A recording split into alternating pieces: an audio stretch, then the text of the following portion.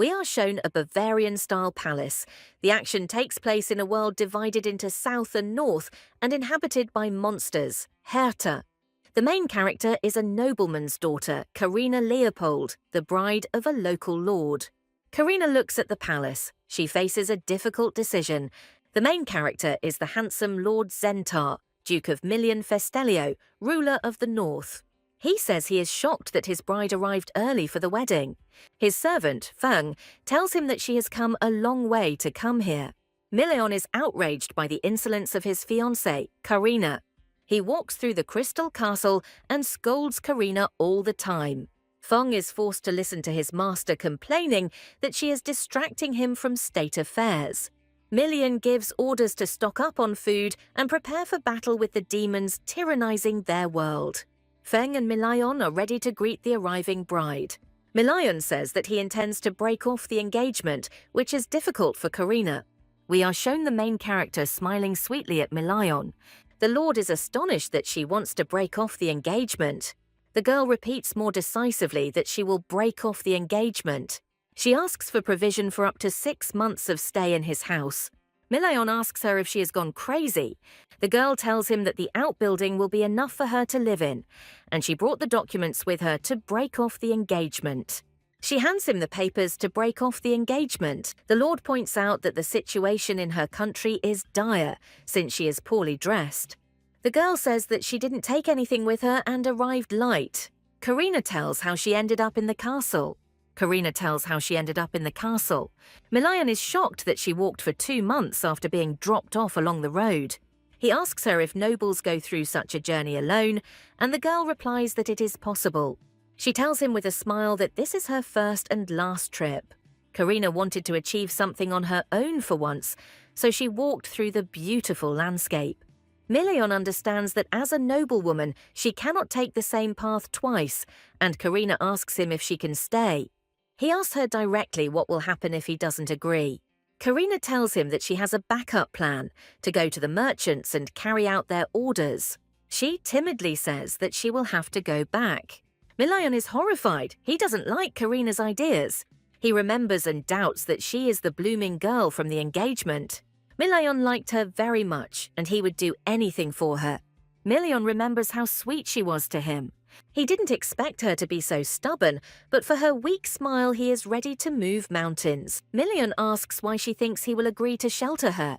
The girl tells him outright that she thinks he hates her. Milion tells her to go inside first. Karina promises him that she will live in such a way that he will not even notice her. She says that if she disappears one day, then let him think that she never existed at all. Karina compares herself to a callus that has fallen off and disappeared. Milion looks at her carefully. There is menace in his eyes. Karina smiles at him with her most forced smile. Milion orders Feng to find her a decent room. The action moves to the main character's house, her family gathered around the table. The father of the family tells his daughter Leah that she has a very cute and healthy complexion. Leah happily thanks him for the herbs, but his son grumbles that they are terrible. The mother of the family tells her son Fel that Leah is in poor health and needs to eat well. Her husband makes his daughter happy by saying that he has a gift for her. Fel is very upset that his sister will receive something as a gift, but he won't. The Leopold family looks like a very happy family. Karina eats silently, watching them. She doesn't fit into the environment. She doesn't know why she has had brown hair since childhood when her family doesn't have it. Karina says that everyone in her family was born from the same woman, but she was not like her brothers and sister. Karina later found out that she got her hair color from her grandmother or great-grandfather. She weakly tells the family that she will leave them first, as she has finished eating. The mother gently lets her go. She is a little surprised. Karina leaves the dining room and the door closes behind her with epic force. Karina believes that they didn't even pay attention to her, but for her now nothing matters. Karina suddenly becomes ill and gets worse and worse. She falls on the bed in her room and she is in despair. She was not warned that her condition was getting worse and worse. The action moves to someone's office and the girl is told sad news. The doctor tells her that her internal organs perform only part of their functions. He's still amazed that she's still on her feet. The girl suffers from a rare disease, art disease. She remembers all the symptoms of this disease. Among people, there are artists who spend magic to create masterpieces called miracles. They pay for art with their life force. Karina understands that she too performs miracles. Karina agrees with the doctor that she has symptoms of this rare disease. The doctor advises her to undergo a medical examination before it gets worse. He asks the girl if she told her family about this, and she falls silent. Her family lives as usual and knows nothing. Karina tried to tell them, but they didn't listen to her. She never showed them her miracles. In fact, not everything is so good in her family. Nobody loves her in her own family, poor girl. Her parents tried to be fair, but they were not very good at it. Besides, Karina was not the youngest in the family. Karina was always tormented by the question, are they sincere in their relationship with her? The doctor asks the girl about the symptoms of the disease, hemoptysis, vomiting, and anemia. The doctor tells her the diagnosis, our heroine has only 1 year left, and then she will die. Karina is shocked by the fact that a year is too long a period of time. Perhaps she has even less time left. She asks if she can be cured. A sad Karina was saddened by the answer. There is no cure for this disease. Karina looks sadly out the window. She feels lousy. She looks at the birds and dreams that she too had wings. She realizes the importance of life and would like to experience everything in this life. She wants to be herself, not the spineless doll she was. She thinks about how her family will look at her when they find out about her illness. Karina believes that her family will see her as a problem and avoid her. Karina believes that she will not be able to withstand this blow. She thinks about where she will go in a year and where she will find a home. The girl dreams of having a man who loves her. She wants him to hate her and love her, and most importantly, to reflect her in his eyes. Suddenly, something catches the unfortunate girl's eye. Karina becomes a bride and is asked why she is shaking like a squid. Milion doesn't understand why she's going down the aisle with him. Milion turns up his nose at his future wife. Karina comes up with a good idea. She decides to leave her fiancé. She decided to move on her own feet to get to her beloved's house. She managed to reach her husband's house. It dawns on her that she has forgotten her things. Karina thinks that she needed to change coins, exchange clothes for beef. She also decided to prepare documents to break off the engagement. She understands that she won't have to look for a doctor today. She realizes that no one came to see her during the meal. She didn't talk about her illness, but she was upset. The girl decides to prepare quickly, since she decided to do everything in advance. She touches her wallet. She has collected all the cash. Karina's gaze falls on the mirror nearby. The action moves to a ball where someone calls out to Karina. She is asked if she knows Infric, her brother. Karina confirms to the girls that she is his sister. The girls discuss the magnificent family, Infric and the Count. Mr. Infric Leopold is an official who could become the head of the county right now. No one can resist the friendliness of Mr. Ferdinand Leopold. One cannot help but remember Lady Avelia Leopold with her stunning appearance. Karina grows gloomier and gloomier when she hears what they say about her. Then the girls remember that Karina was also with them, and she doesn't stand out in any way. They are trying to figure out where Karina, who couldn't stand their chatter, disappeared to. She looks at herself in the mirror and says that she is unremarkable. Karina leaves the chambers and moves down the corridor. Karina remembered how she was scolded for leaving home. Suddenly someone comes towards Karina. A green-haired guy greets her. Karina asks a guy named Nocturne how he is doing. He happily announces that today is the day of Mrs. Avelia's medical examination. Karina understands that no one is happy to see her and is shocked that today is Avelia's medical examination. Karina finds it funny that feelings for this man once blossomed in her heart. She knows that Avelia looks like Nocturne's dead sister, which is why he cares so much about her. Karina decides to leave Nocturne. He notices that the girl has an unhealthy complexion. Karina lies to him, saying that she simply didn't get enough sleep. He says that he could examine her and Mrs. Avelia. Avelia hears their conversation from behind the stairs. Avelia throws herself into Karina's arms. Nocturne gently pushes the girl away from Karina. Karina looks sadly at Nocturne. He tells Avelia that it is dangerous to jump on the girl. Avelia happily says that she is glad to have her sister. She asks Karina where she is going, and she replies that she is going to one place. Karina asks her sister not to jump down the stairs. Avelia happily tells her that she believed that her sister would catch her. Karina looks at her gloomily and says nothing. Avelia and Nocturne don't understand what's wrong with her. Karina realizes in time that she has made them worry. She asks Nocturne to examine her sister first. Avelia says that she noticed that her sister was sad. Avelia happily tells her that she wants to play with her sister. But Karina gently moves away from her sister and she is in shock. Nocturne decides to console Karina's sister and says that her examination is an order from the Count. Nocturne coos with Avelia and she agrees to go. Avelia sadly tells her that Karina should not have gone outside. Karina recalls that she was always there for Avelia when she was sick. Invitations to tea parties became more and more numerous. But because of her, Karina's life was destroyed. From this screen, we are finally told about the main character's past. Karina felt lonely and had no friends. The heroine's past begins with this frame. Karina remembered how strict her mother was with her. Her mother tells her that Infik fell off his horse and she must go. Karina is being capricious. Today is her birthday. Her mother gets dressed and tells her that Karina's brother might have been hurt. Her mother tells her that her father cannot play with her. He has gone to the academy, so she should ask the butler and leave. Karina is left completely alone. And then the twins were born. As I understand it, we are being told about Karina's past.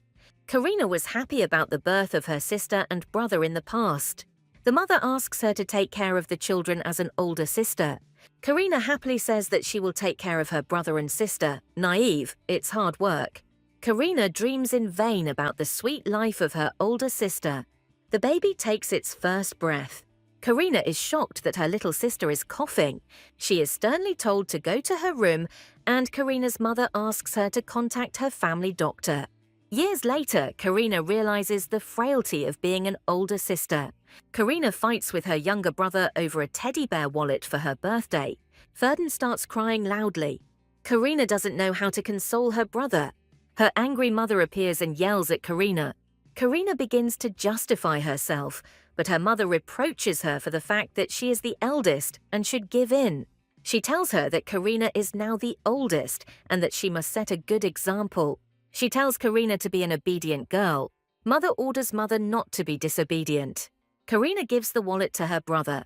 Then Karina remembers that she had a headache. The mother looks at Karina in surprise. Mother says that Karina needs to be examined. Her forehead is hot. She decided to take her daughter to her room. Karina is happy with what her mother is offering. The servant reports to Karina's mother that Avelia is unwell, and she says that she will come to her now. Mother tells Karina that she will call the maid to sit with the sick Karina, but she herself wants to go to Avelia. She tells Karina to behave well, and she is shocked that her mother does not devote time to her. Only when Karina was patient was she praised. She had to give in to her sick sister in everything. She always had to give in to her sick brother. She always had to give in to her older brother. She ended up closing her heart.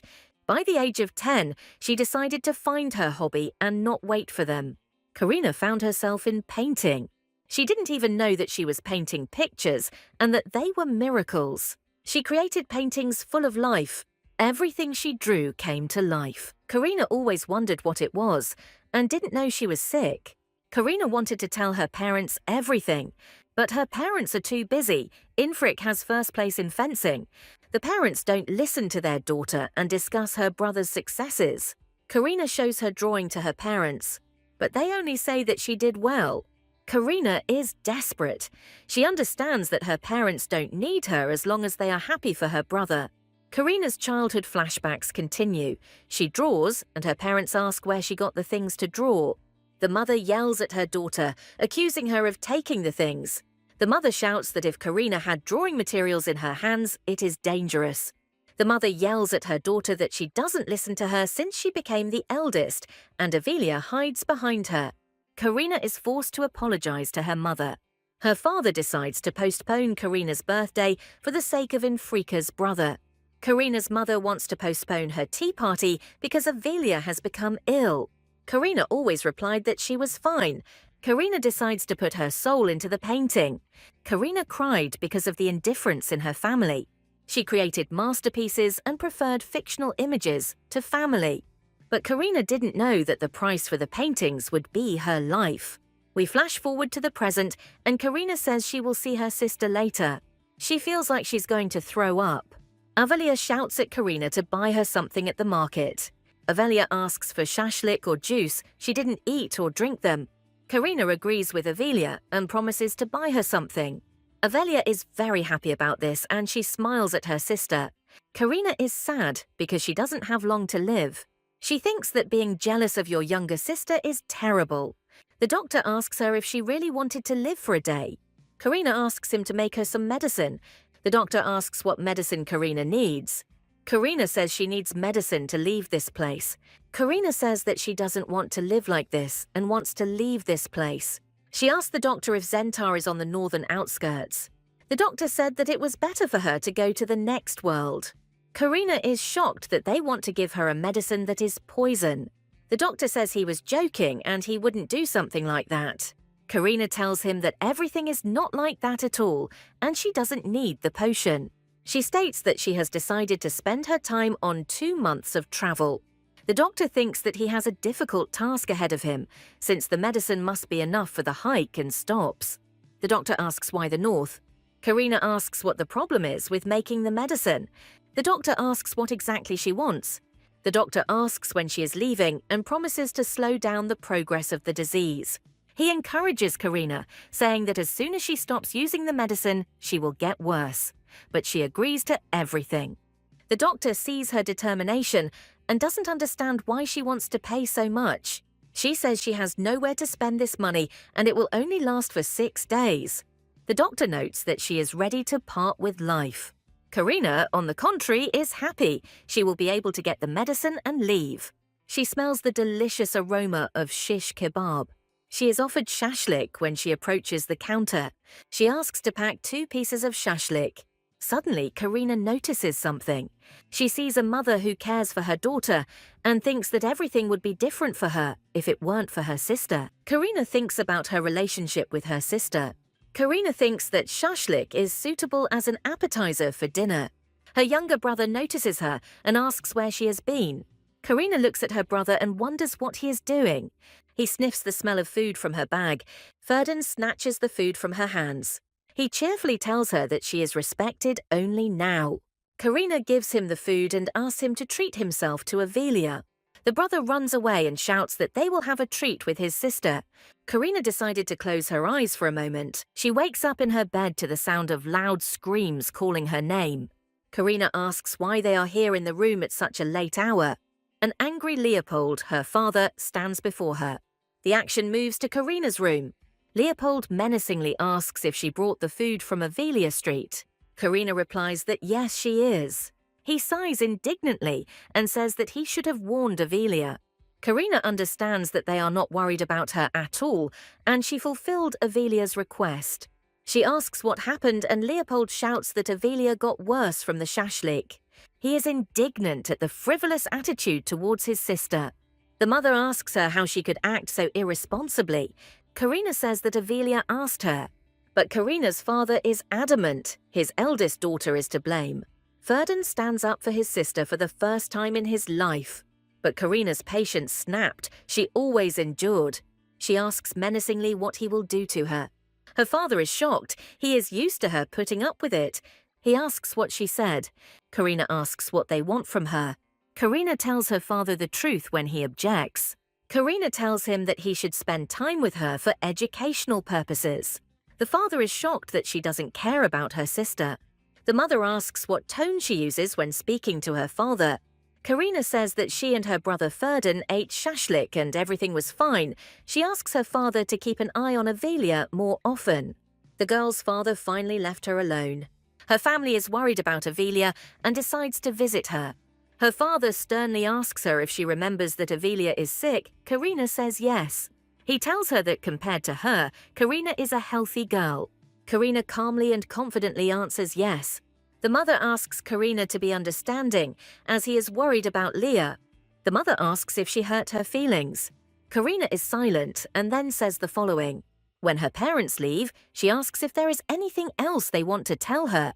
Father asks her, for example, what? Karina says it's amazing that they remember where her room is. Karina directly hints to them that they have forgotten her. Karina asks her to leave her alone and to convey her regrets to Avelia. The door slams and Karina is left alone. Karina begins to be tormented by her pangs of conscience. She recalls that she had the same signs of illness as Avelia. Karina is unexpectedly full of determination. Karina decides to draw despite her illness. She starts drawing clouds and a castle.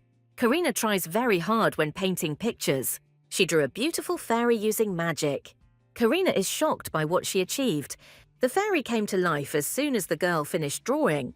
Karina extends her hands to the fairy and greets her. Karina, as always, gave herself over to oblivion, allowing the drawing to come to life. Karina decides to let go of the past and live in the pictures. Karina leaves the room, and the maid says that the girl left her chambers for the first time. Avelia and her brother rush to Karina and apologize. Ferdin is very ashamed of yesterday. Avelia cries and wails very loudly. Karina approaches the oak doors with golden patterns. Karina looks at the food and decides to eat only the salad. Her father asks her if she remembers that her birthday is in 2 days. Karina doesn't even remember her birthday. Father says that Infrica also has some kind of holiday and wants to organize a family picnic. He asks if it's possible to postpone her birthday, and Karina says that she can do whatever she wants, but she won't be at the picnic. The father asks what this important matter is that will keep her from being with the family. Karina apologizes and says that she has finished her meal. She abruptly leaves the dining room and heads away. Karina thinks she hasn't felt this offended in a long time. Karina believes that her last memories of her family will be painful. Karina leaves a letter and prepares for her daring escape. Karina's past ends and we are transported to her betrothed's castle, to the bathtub where Karina is bathing. Karina is swimming and thinking that it's good that her fiancé didn't throw her out. She remembers how Milian ordered Feng to take her to a spare room. Milian asks her to take a bath and then talk to him. Karina is happy about this and she is tired from the road. She looks at the table where the bottle of medicine is and says that there are 3 pills left. She recalls the doctor's words that after 3 days, if she does not use the medicine, a fever will set in. Karina says she felt worse last night without the medicine. Karina thinks that if she had a grandfather, he would feel the same way. She may only have a year left, but she wants to live it to the fullest. Karina understands that this is why she moved in with her lover. She found herself in the Milian library. Karina thinks that she is sorry that she came out of nowhere for Milian. Milian orders her to sit down. He asks why she came to this place. Milian asks that if they ended up here, then let them explain themselves. Milian asks if they had a fight with their family. He says that her intention to stay here is serious. She wanted to meet the end here, in silence, away from her family. Karina fantasizes about what they would do if she were gone. Karina, on the contrary, is happy because he won't have time for her. Milian tells her that he has no time to worry about her because of winter. Karina is unexpectedly glad that he won't have time for her. Milian is perplexed. What kind of nonsense is his betrothed talking about? Karina asks him to move her next to the outbuilding so that he won't see her. He wonders if she needs a maid. Karina says that she doesn't need one and that warm water is enough for her. Milian agrees with her decision, but warns that the winters here are colder and more dangerous. Karina says that she should go to the outbuilding. Milian supports her. Karina thanks him for the warm welcome, but Milian reluctantly replies that he didn't receive her, but he can't kick her out either. Karina stops in front of the closed door. She asks Milian for forgiveness for having acted willfully. Milian remains alone with his faithful servant. Karina walks alone through the dark corridors. She falls heavily to the floor, feeling dizzy. We are shown a bed, and Karina writhes in pain. She is shivering all over from the cold. She sits up in bed and looks at the window with the light. Karina decides to go get a wet towel to bring down the temperature. She has a hard time finding her way around the castle, but she stubbornly searches for the kitchen. Suddenly, a dark figure appears in front of Karina. Karina decides to resist and starts fighting, but it turns out to be Milian, who asks why she isn't sleeping. Karina asks Milian how he ended up here, and he decides to answer. He doesn't know how to tell her that he was worried about her. He says that he wanted to check the condition of the outbuilding and then remembers something. Milayon has a lot of questions for the girl. Karina doesn't know what to say either. Milayon asks if she wants to tell him anything. He shocks Karina by saying that if there is a problem, let her say so. But Karina turns away, but Milayon doesn't believe her. He suddenly grabs Karina's hand. Milayon leads his newlywed through the corridors of the house. Milayon notes the girl's shortness of breath and trembling voice. He immediately guesses that Karina has a fever. Karina tries to calm him down, saying that she will feel better. Milayon is angry with himself for not realizing that Karina was overtired. He says that patience is the act of stupid bears. He tells her that there is no need to hide the pain and act like a hero. Milayon gently asks if she admits her guilt. Karina is forced to admit that he is right. She realizes that he interrogated her in the middle of the night. When she tries to object, Milayon's heavy palm stops her. Milayon asks her how many fingers she sees. Karina imagines not 2 fingers but 6. She replies that there are only 3 fingers. Milayon understands that she is wrong. Karina thinks she got it right. Milayon picks her up and says that she is nothing but trouble. Milayon tells her that she needs to rest more and he will return her to the estate. Karina tries to object, but it's all in vain. He asks her not to make him into a cruel person. Milayon walks with Karina through the corridors and remains silent. Milayon tells her that he will take care of her. Karina asks Milayon not to call the doctor. She asks not to call a doctor, and Milayon tells her to rest. Milayon does not leave Karina when she is lying in bed. Karina is getting worse and worse. His hand reaches out to Karina. Karina's father is informed that his daughter is missing. He says that she sometimes goes out on business without telling anyone, and there is no need to panic. The maid tells him that she doesn't believe that she just went away.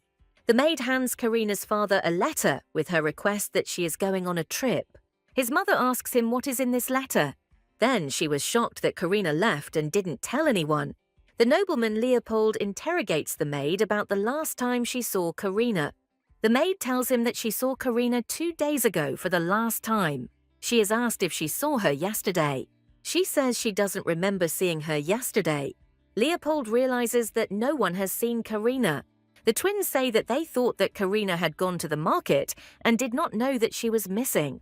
Leopold believes that Karina's birthday and picnic overlapped and she was offended. He recalls that he wanted to talk to Karina if she was offended. Karina says everything is fine. Karina's mother believes she should have said so if she wanted a picnic. Leopold orders to go in search of Karina. He asks the maid how much money is missing, and she says that 2 gold coins are missing.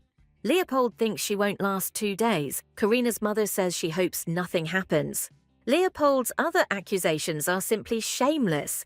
He believes that Karina is an ungrateful girl and will get what she deserves when she returns home. Then the action moves to Karina's father's office. Leopold doesn't understand what kind of childish antics Karina is having.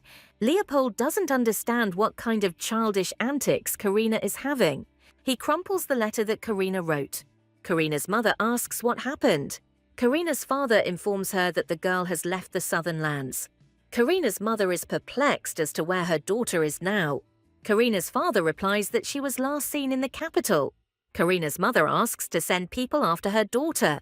Karina's father believes that his daughter, whom they didn't care about, should also ask for forgiveness in order to return home. He's a real father of the year. The nobleman demands that the search for Karina continue. Karina's mother believes that her daughter is wrong. Karina's father believes that her mother is wrong to stand up for her daughter, and that Karina acted badly because of the picnic. He believes that Karina is not strong enough to fight them off. Then the father's attention switches to Leah's well-being. Mother says that Leah is sad about Karina, but she is better than her sister. Karina's mother believes that her daughter had reasons for acting this way. He believes that Karina was deprived of everything since childhood. The mother is perplexed as to what Karina was missing. Karina wakes up in her chambers. Karina looks at her sweet Mialian. Milayon looks menacingly at Karina. Karina is frightened by his menacing gaze. Milayon tells her to continue lying in bed. Her fever hasn't gone down yet. Karina asks why he is still here. He replies that he couldn't leave her and decided to look after the girl. Karina is shocked by Milayon's decision. Milayon says it would be more convenient for him to look at the documents in his office. Karina asks Milayon if she is distracting him. Milayon says that his concern as the owner is to take care of Karina. He asks Karina not to be shy about behaving like a guest. Milayon tells Karina that he has never cared about anyone before. This is Milayon's first experience in caring for the sick. Karina tells him that this was also the first time she had taken care of her brother and sister. Milayon realizes that no one cared about her. He thought that everything was smooth in their family, that even though Karina's mother avoided her, everything was fine, that Karina will always have luck in her favor.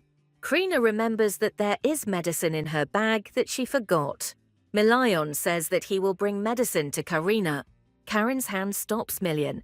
She asks Million to stay with her for a little while. Million believes that her stubbornness is getting stronger and stronger. Karina believes that Milayon's warm touches help her. He says that it's not dawn yet and Karina needs to sleep. Karina asks what will happen if she falls asleep. Milayon squeezes Karina's sore hand tightly. Milayon says he will stay with her until she gets better. Karina did not sleep. She understood that now they would take care of her. Karina falls asleep with the thought that she has now received a gift worth dreaming about, a man for her birthday. Milayon thinks he will write about the location later. Milayon thinks he will write the telegram later. He thinks that she seems to be tormented by something. He decided to support her for 4 months. There is a knock on Karina's door and she gets out of bed. Milayon asks if she got out of bed as soon as her fever went down.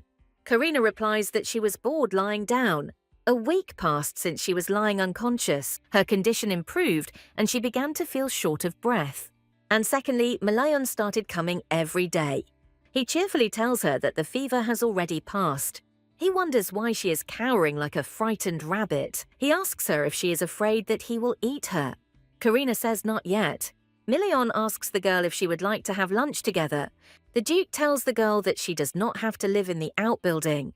Karina asks what will happen if she joins Milayon's campaign. He says he has nothing against it.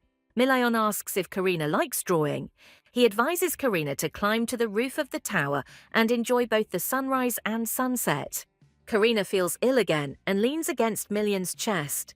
They apologize to each other. Karina asks Milayon what he wants in exchange for information about the drawing location.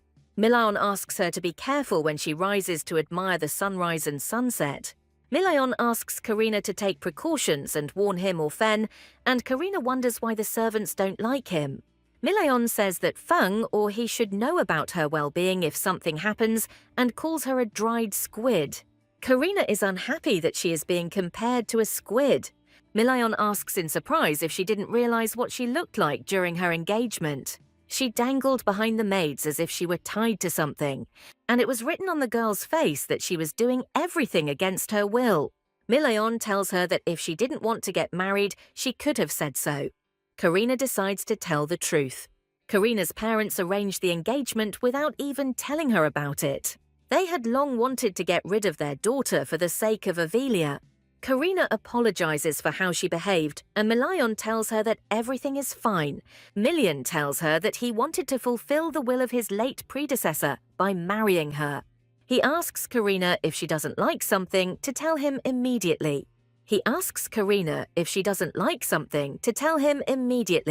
Karina realizes that she never told anyone before if she didn't like something. There is silence between Milayon and her. He asks the girl what food she likes. She says that she can't have roast food. He is worried that Karina is hungry and wants to feed her. They find themselves in some kind of greenhouse. Milayon tells her that it is quite beautiful here in winter.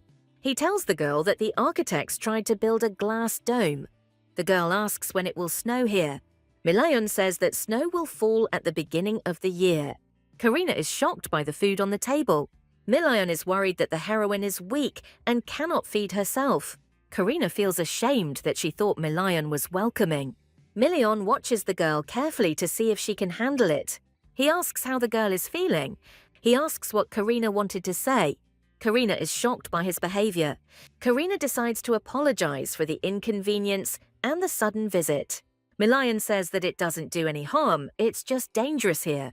Karina doesn't know what else to say. but she decides not to tell about her illness, as Malayan might get angry. Karina, instead of telling him about his illness, wishes him bon appétit. Malayan asks her to eat, otherwise the chef will be upset. After the meal, Karina thinks the conversation was relaxed. She looks around with interest. Karina approaches the window with gilded frames. She decides to go up to the roof tomorrow. Before us is the majestic castle of Malayan. Malayan looks menacingly at Karina and asks if she listened to him carefully. Karina apologizes guiltily and modestly. Malayan demands that she tell him what she was doing on the roof of the mansion that night. Karina asks what broken promise he is angry about. Karen remembers what she did at night. Karina decided not to wake Fen and Milian and went to the roof. She enjoys catching the dawn. Karina is shocked by the sight that opens before her. She decides to draw all of this. She begins to scratch a landscape on a piece of paper. She understands that there is not much time left. Something distracts Karina from her drawing. His lordship embraces her from behind. His lordship starts yelling at Karina that she wanted to turn into an ice cube. Karina shudders from Malayan's screams. Karina realizes that she has angered Malayan. Then Milian gently placed his hand on her head and asked if she would like to become a living heater. Milian is very cold and wants to warm up. Karina feels like she sits wrapped in a blanket all day. Milian asks if he can look at her drawing. Karina tells him that there is nothing special about him. Karina believes that she is an empty shell compared to her brothers and sister. Milian studies the drawing carefully. He criticizes Karina's drawing, saying that excessive modesty is harmful to her. Milian doesn't know much about art, but he thinks Karina draws well. Karina is surprised that someone is praising her. The meaning of his words reaches Karina. He asks Karina to be more confident in herself, and he likes the picture. Milian is serious. He thinks she needs to finish the landscape. Karina thinks that Malayan is flattering her, but he says no. Karina modestly tells him that she is glad that he likes the drawing. Milian asks that when she finishes the drawing, she give it to him. He wants to give it to a friend who is knowledgeable about painting. Karina promises to give him the drawing, but she herself is embarrassed by the assessment of her work. Karina is embarrassed. She realizes that she has just been complimented. She wants to give him back the blanket, but they are distracted. The handsome servant thinks that Milian did wrong by wrapping the frozen Karina in a blanket. Milian explains to the handsome man that Karina not only fell ill on the trip, but also sat in the icy wind. Handsome, the doctor offers to examine her. But Milian is stopped by a doctor named Ryu. Milian asks the girl what she is doing. Karina wraps herself in a blanket and scolds him for bringing doctors. Milian orders her to go to bed. Milian grabs the girl in his arms and the doctor shouts what he is doing. Milian rudely tells him that he is being careful with her. The doctor is horrified. Where are Milian's manners? The doctor believes that Southerners are more sensitive than Northerners. The doctor asks Karina to extend her hand to him and not to be angry with Milian for her behavior. The doctor feels her pulse and it is struck. Karina is all burning up and she is snoring. She has a fever. The doctor asks Milian not to make noise and not to wake Karina. The doctor asks Karina to lie down and wants to cover her with a blanket. Ryu looks at Karina carefully. Milian asks him why he is so gloomy. The doctor tells him that Karina is unwell and her pulse is unstable. Ryu listens. Her heartbeat is small. Ryu doesn't know what to say to Milian. Ryu announces the diagnosis. Karina is suffering from art disease. Milian wonders what kind of disease this is. Ryu explains that the country has made a contract with the god of art, and there are more soldiers in the north and artists in the south. Sometimes people are born who have received more blessings from God, and they put their soul into creativity. Milian recalls that the music that Firiol puts his soul into is full of soul.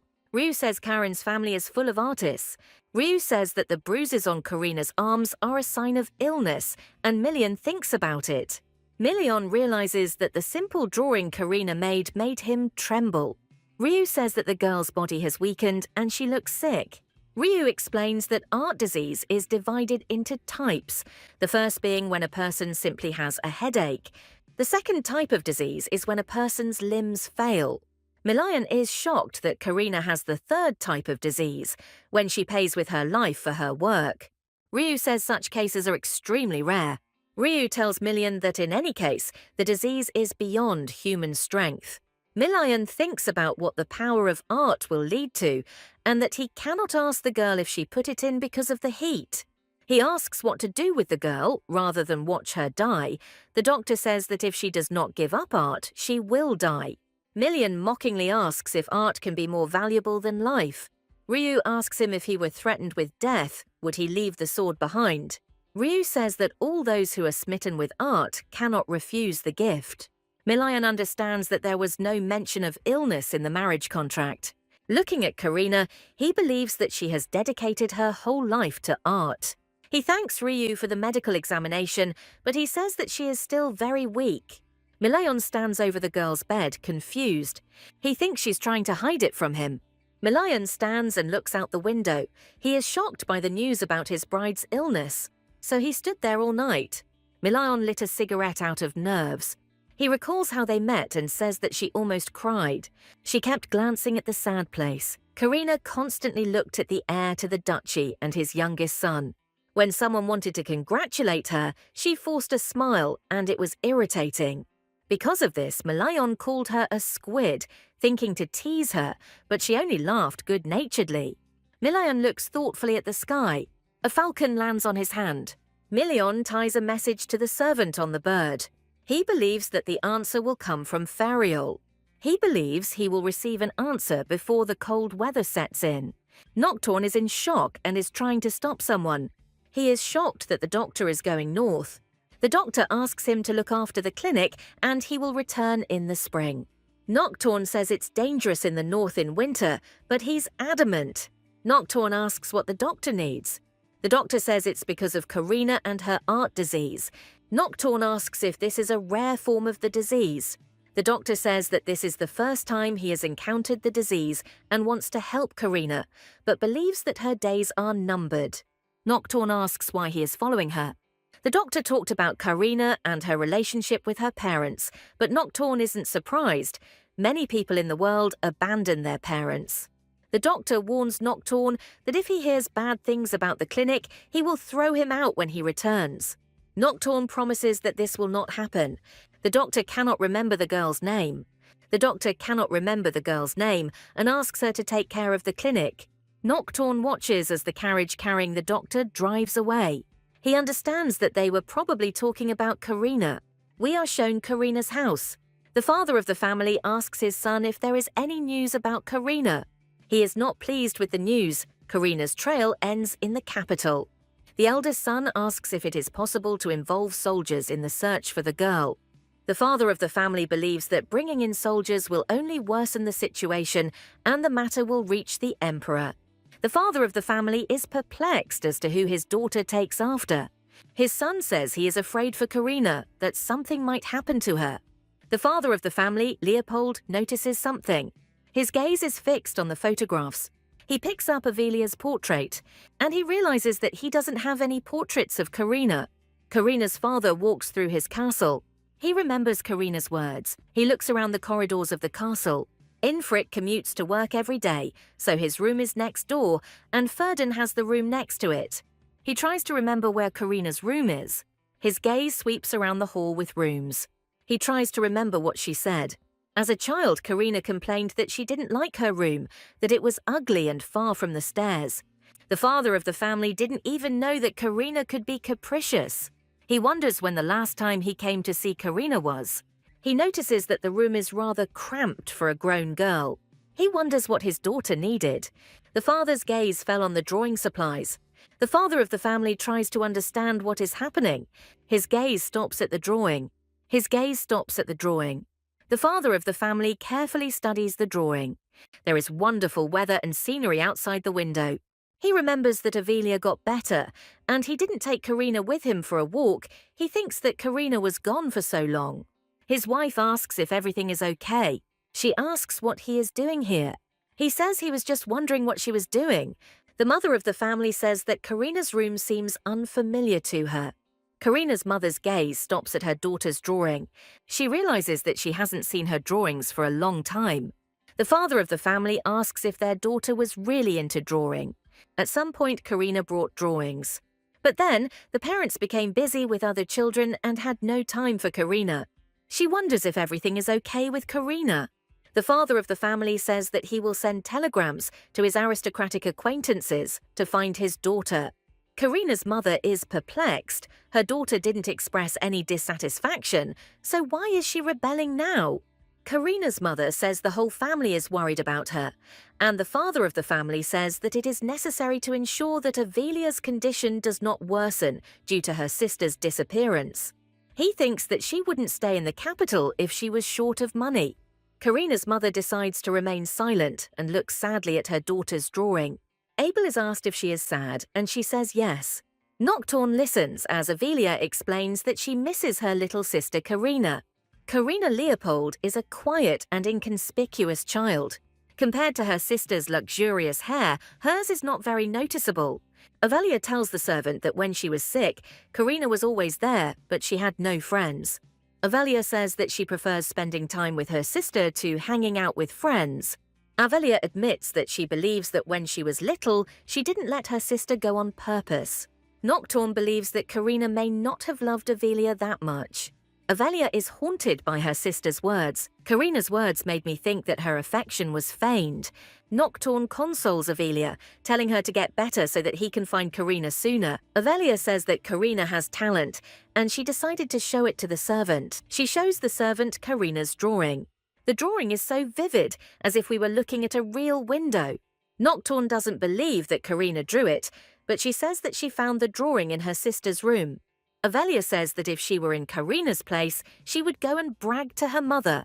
Nocturne looks at the briefcase and understands that Karina is suffering from art disease. Karina wakes up in her fiancé's house. Karina looks around the room she finds herself in. Karina's throat was dry. Karina's hands reach for the bottle on the nightstand. She understands that Malayan left this. Karina realizes that Malayan has learned about her illness. Karina prays that Malayan does not find out the truth about the illness. On the day when Karina's illness became known, the family's attitude towards her began to change. Having learned about her illness, perhaps Karina's family would have given her some attention. But then Karina becomes sad. She didn't want to realize that the attention she wanted would come to her when she died. For this reason, Karina moved north, and here her parents' hands would be out of reach. And Malayan seemed to hate and ignore. She was going to live as if she didn't exist. Malayan believes that she is a guest, and he is the host, and the agreement offered to her is still valid. Milian believed that she should not be shy and should behave like an ordinary guest. Karina is crying. She doesn't understand Malayan's concern. Every person has a large family, but from her own experience, she was convinced that she was an empty space in the family. For Malayan, Karina is just a guest, but she doesn't understand how a stranger can care about her so much. Karina realizes that she will die, but he will continue to live. Karina wants to make Malayan forget about her. She remembers a book that talks about an amulet that erases memory. She wants to draw this book. Her ability allows her to recreate anything. The hardest thing is to draw the heart of a dead person. She can make a person come back to life for a while. The power then disappears, but it is impossible to resurrect a person completely. If Karina had not been born into an ordinary family, but into a family of artists, she would have been loved. Karina believes that there is no point in blaming her family now. She is thinking about going to some monastery. Soon the medicine will run out and she will not be able to return to the south. Karina doesn't know what to do now. Malayan asks menacingly if she is awake. Karina gets out of bed. Milian asks her what kind she meant. Karina doesn't understand what he's talking about. He says that she suffers from art disease. Milian says that Ryu told him that art disease is divided into types and wants to know which one Karina has. Karina apologizes guiltily. Milian asks her not to apologize, but to answer the question. Karina says that she acted inhumanely and did not tell him about everything. Milian understands that the conversation is not going well. Milian asks if Karina is having trouble answering the question. Karina surprises Milian by saying that she will move to the outbuilding and will not disturb him. Milian asks why she wants to go to the outbuilding when she wakes up. Milian asks what her symptoms are and if she is dying. Then Milian asks what she is going to do. Milayon says that in the north doctors are useless and the south is inaccessible because of demonic beasts. Milayon advises her to give up art. Karina says that she cannot give up painting, it is her only friend. Milayon considers Karina's answer. Karina smiles sweetly at him. Milayon tries to find out from the girl why she came. Karina doesn't know what to say. Milayon tells her that he is quite patient with her. Karina says her story will continue. She asks if Milayon can bear her story. He replies that he is ready to listen as much as necessary. Karina doesn't know where to start. Milayon loses patience after a few minutes. Karina says that she went to his house after learning about the illness of art. Karina says that perhaps she wanted to sort out her thoughts. Karina's father reads her letters and looks at her drawings. Karina recalls that her family didn't care about her. Karina says she didn't want to go through it again and left. Karina is surprised that Milayon considers her a child. Milayon asks her why. Milayon asks if she envied her younger sister when she received praise. Karina is perplexed by such questions. Milayon says that as a child he was afraid of spilling water on his father's documents. Milayon tells her that she did the right thing by giving in to her brothers and sisters. Milayon asks why she decided that giving in was wise. It dawns on Karina that for some time now, she has considered it right to give in to her family. Milayon tries to talk to Karina. Karina asks what he wants. Milayon asks Karina that if she wants to cry, then let her cry. Karina is surprised by what happened. Milayon says that when he cried, he was consoled like this. Milayon tells her that if she cries, she will feel better. Karina throws herself into Milayon's arms. Milayon thinks that stress will accumulate if she cries so restrainedly. The light illuminates the room where the action takes place. Karina thinks how long it has been since she cried in front of other people. Milayon asks if she's finished crying. Karina is surprised by Milayon. She realizes that his shirt is wet from crying. Milayon asks to say thank you instead of crying. Karina is surprised by what Milayon said. Karina thanks Milayon from the bottom of her heart. Milayon asks her not to say the words sorry and thank you to him just like that. Karina listens attentively to Milayon. Milayon says words of gratitude are more important. Karina realizes that she never thought about it. She always said that everything was fine to avoid her parents' wrath. Gradually her words became worthless. She asks Milayon to call her Karina or just Rina. Milayon asks Karina to rest. Unexpectedly, a reply comes from Ferial Carlos. Milayon asks what's wrong with Feng. Feng says he thought his lordship was being unfaithful. Milayon asks him to give him the letter. He reads what is written there and does not remember anything like that. Ferial writes that first he should learn to ask from him before demanding that he take care of a person. Milayon understands that he will have to wait a long time. A carriage drives across the snowy plains. The doctor is told that demonic beasts are rampant in the north in winter and that he was simply lucky to pass the checkpoint. When the doctor wants to thank him, he says that he should be thanked since the doctor saved his daughter from illness. The doctors ask why he is embroidering a map on the card. Karina doesn't know that the doctor is looking for her. Milayon is fencing at this time. Karina has developed a hobby, drawing Milayon training. The gleam of Milayon's sword under the moon is eye-catching. Every time Karina saw Milayon, she drew him until dawn. She's thinking about what to write down. Karina takes a book from a stack of books. She decided to write down everything she could in it. She thinks she can ask Milayon about the beautiful places in the north. Milayon says there is nothing to see in the north. Milayon stands in front of Karina with a gloomy look. He says he knocked as many as 5 times. Milayon asks what she was so busy with. Karina asks him not to look at the drawing. Milayon asks Karina what she drew. Milayon is happy that she gets up at dawn to draw. Milayon likes Karina's beautiful drawing. Milayon blushed. He did not expect such interest in his person. Karina tells him that she doesn't even notice how time flies. Karina asks why he came. Milayon says that he invites Karina to go with him. When Milayon wants to leave, he is called from behind. Karina is wearing a cap and a tartan doublet. Milayon likes her outfit. Karina is told that first they will drive and then they will walk. Milayon takes her hand and says that they are going on a journey. Milayon looks closely at Karina. For a northerner, Karina seems more reserved. Karina says that the Viscountess taught her etiquette, and her brothers and sisters were taught by their parents. When Milian asks why, she says that Avelia was sick a lot, and her parents were worried about her. Milian asks her if she took the notebook. Karina says that she took it, but doesn't know what to write on it. Milian suggests that she write something simple. He also advises Karina to write down some wish that she can fulfill. He says she demands too much of herself. Karina listens attentively to Milian.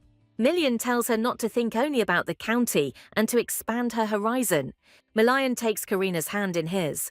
Milian compares the county to a sprout from which a tree has grown, and the tree must be taken care of. He says that if the tree ran away, it is not Karina's fault. He helps Karina out of the carriage. Karina is amused by the tree on legs in her imagination. Milajon says that he said serious things, and Krajina takes this into account. They enter a village where the atmosphere is lively. Karina understands that a festival is brewing. Karinai and Milion attend the Festival of Abundance. Karina is surprised that there is an abundance of food in the north. Milion says that they are full of meat. He looks at Karina carefully. He thinks about what she thinks about, and Karina is thinking about the meat of demonic creatures. Karina asks if he has an abundance of this kind of meat.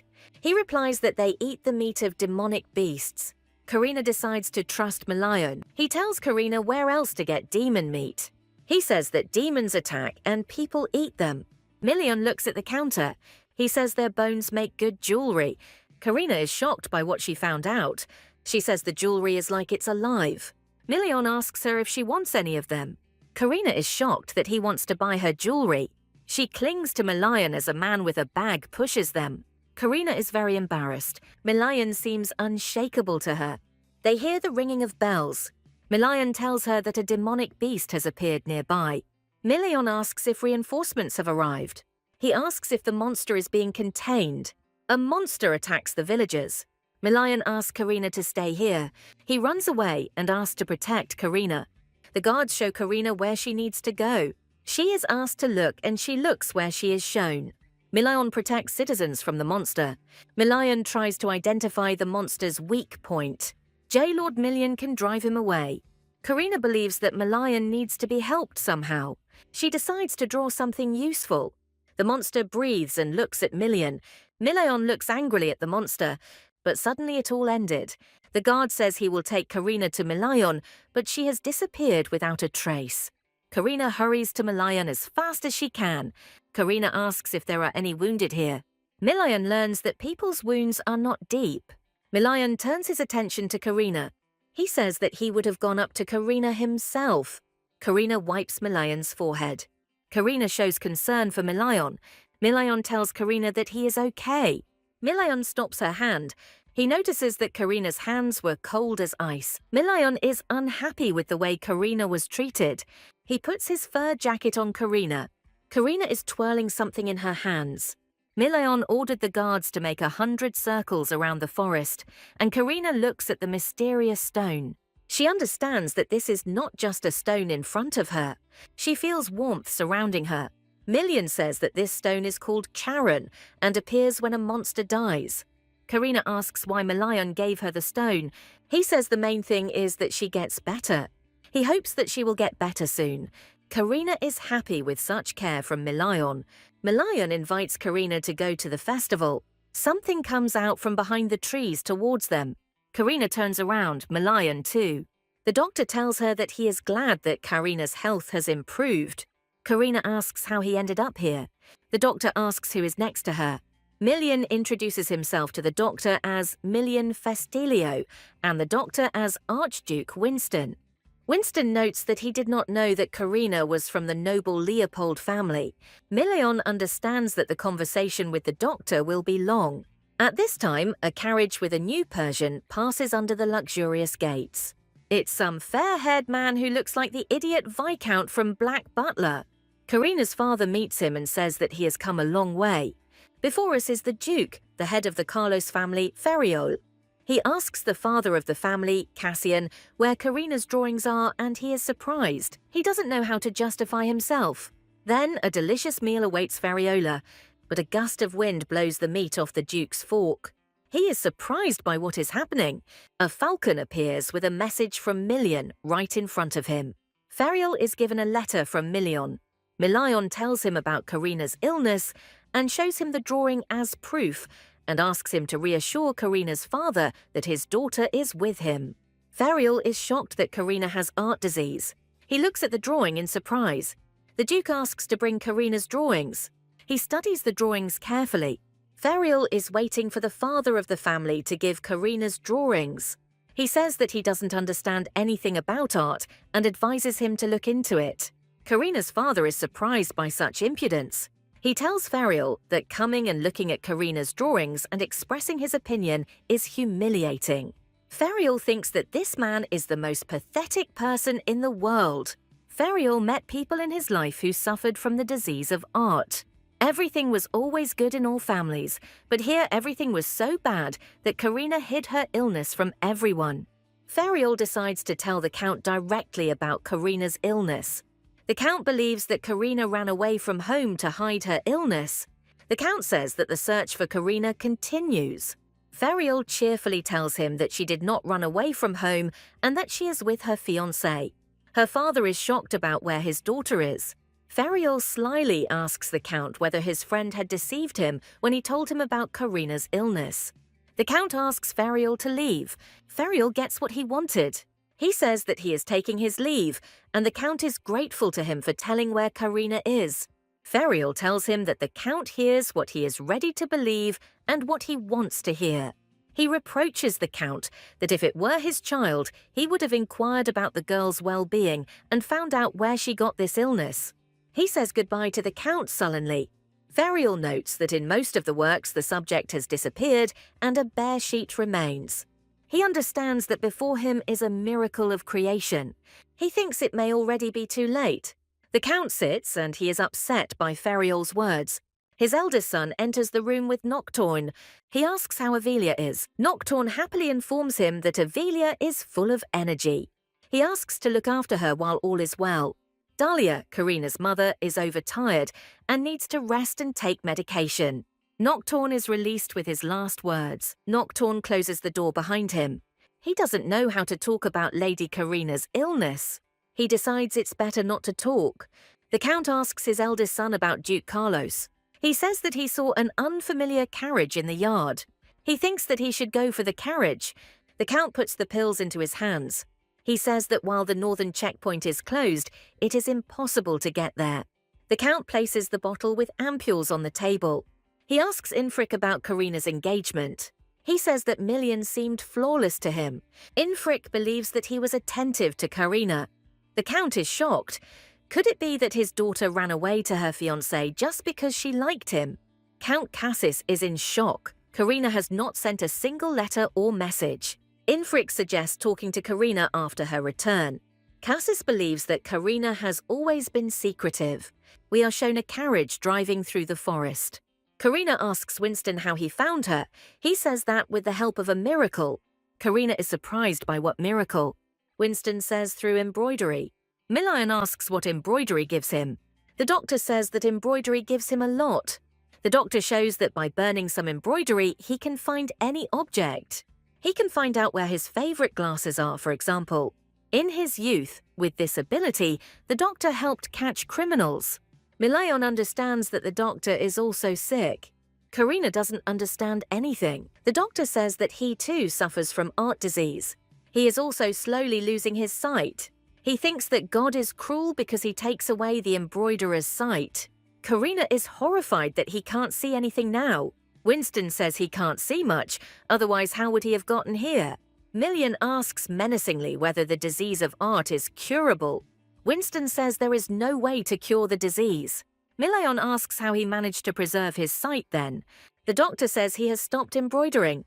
Karina understands that she must give up art to save her life. Karina has the rarest type of disease. But for 60 and 50 years there were no cases of death from the disease. The doctor decides to ask the lady about the illness. Karina asks to talk to her in her room.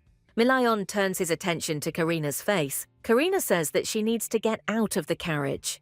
The carriage stops and lets her out. Karina asks to invite her next time. Milan will remember this face. Karina and the doctor head to her room. Karina walks through the corridors of the castle. Winston asks if the Duke knows about her illness. Karina doesn't answer the doctor. She says it hurts Milan. She wonders how she can live with a man who knows she will die. She was planning to quietly escape so as not to cause problems for Milan. Karina likes the warmth of Milan, so she decided to stay. They put cookies and tea on the table for her, and she says that she lied about her status. The doctor says what status she is talking about if she is sick. The doctor asks if there is no attending physician in her county. Karina says she couldn't trust him, so she looked for someone else. Winston cheerfully asks her to trust him and tell him about her emotional wounds, as they are the source of the disease. She asks if Winston is familiar with the idea of other people being the center of attention, not herself. The younger sister supporting her brother, the heir. An older sister who sacrifices herself for the younger ones. Karina is not allowed to do anything for herself. She remembers asking to sleep with her mother, but she tells her to return to the room. Karina tearfully asks to go into the room. The mother justifies this by saying that she brought Ferdinand to tears. Karina decides to express her opinion. She says it would be great if she didn't have younger children. The mother slaps her on the cheek and screams at Karina for daring to say such a thing. The mother yells at her daughter that she should be grateful that she is healthy. Karina says she talked about her illness, but everyone thought it was a pretense. The doctor is horrified by the way Karina was treated as a child. The doctor says it's hard to live with such people. He tells her that she has suffered a lot. The doctor tells her that he too had to go through hard times. He loved to embroider, and those around him did not understand his love for embroidery since he was a man. His parents shouted at him that he should become a knight, and the doctor became engrossed in embroidery. He asks Karina if she ever forgot about her worries while drawing. He tells her that he couldn't find something dear to him. He made the embroidery and burned it. At that moment, he performed a miracle for the first time. This inspired him to catch criminals. The doctor enjoyed helping to search for runaway children and animals. The doctor felt like a hero of the country, but he found that he could hardly see what he was embroidering. After a terrible diagnosis, the future doctor went on a journey to understand himself. He found a new calling, to heal people. The doctor dreams of finding a cure for the disease of art, which is why he went after Karina. Karina listened to him attentively with sadness. The doctor praises her for moving away from her home where no one cares about her. When the doctor asked Karina about the doctor treating her, she decided to tell how she met him. Karina met the doctor when she was 17 years old. Nocturne was surprised. He didn't expect there to be someone in the garden. Karina asks him who he is. Nocturne introduces himself and tells Karina that he is now a servant of this house. Meeting Nocturne was like early spring. According to Karina, he was a little sad and silent. Nocturne smiled at her, catching her gaze. Nocturne smiled at her, catching her gaze. For the first time in her life, Karina felt such warmth. She decided to talk to him. Nocturne greets Karina as usual. He asks Karina what she does, and she says that she was interested in Nocturne's occupation. He says that beautiful flowers have blossomed in the garden, and he wanted to show them to someone. Karina thinks he wanted to give her flowers, but Nocturne became interested in Avelia. He talks cheerfully with Karina's younger sister. Her romantic dreams are a delusion. Next, Karina remembers the incident in the library.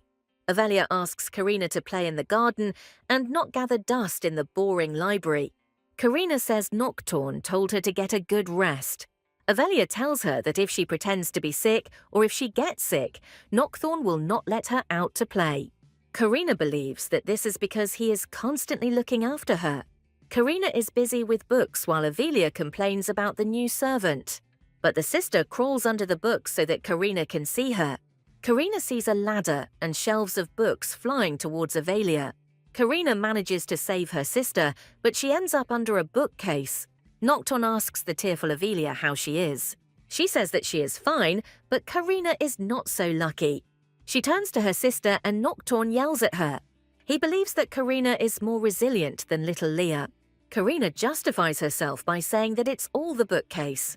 Nocturne screams that it would be great if Karina was crushed and begins to worry about Leah, screaming that it is all Karina's fault. Karina asks directly if he is really in love with Avalia. Nocturne says that if she is in danger, he will protect her, but he is not in love with the girl's younger sister.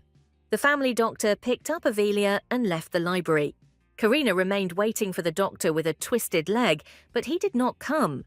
The doctor believes that he warned his student to treat everyone with respect. Karina explains that the family doctor didn't have time to see her.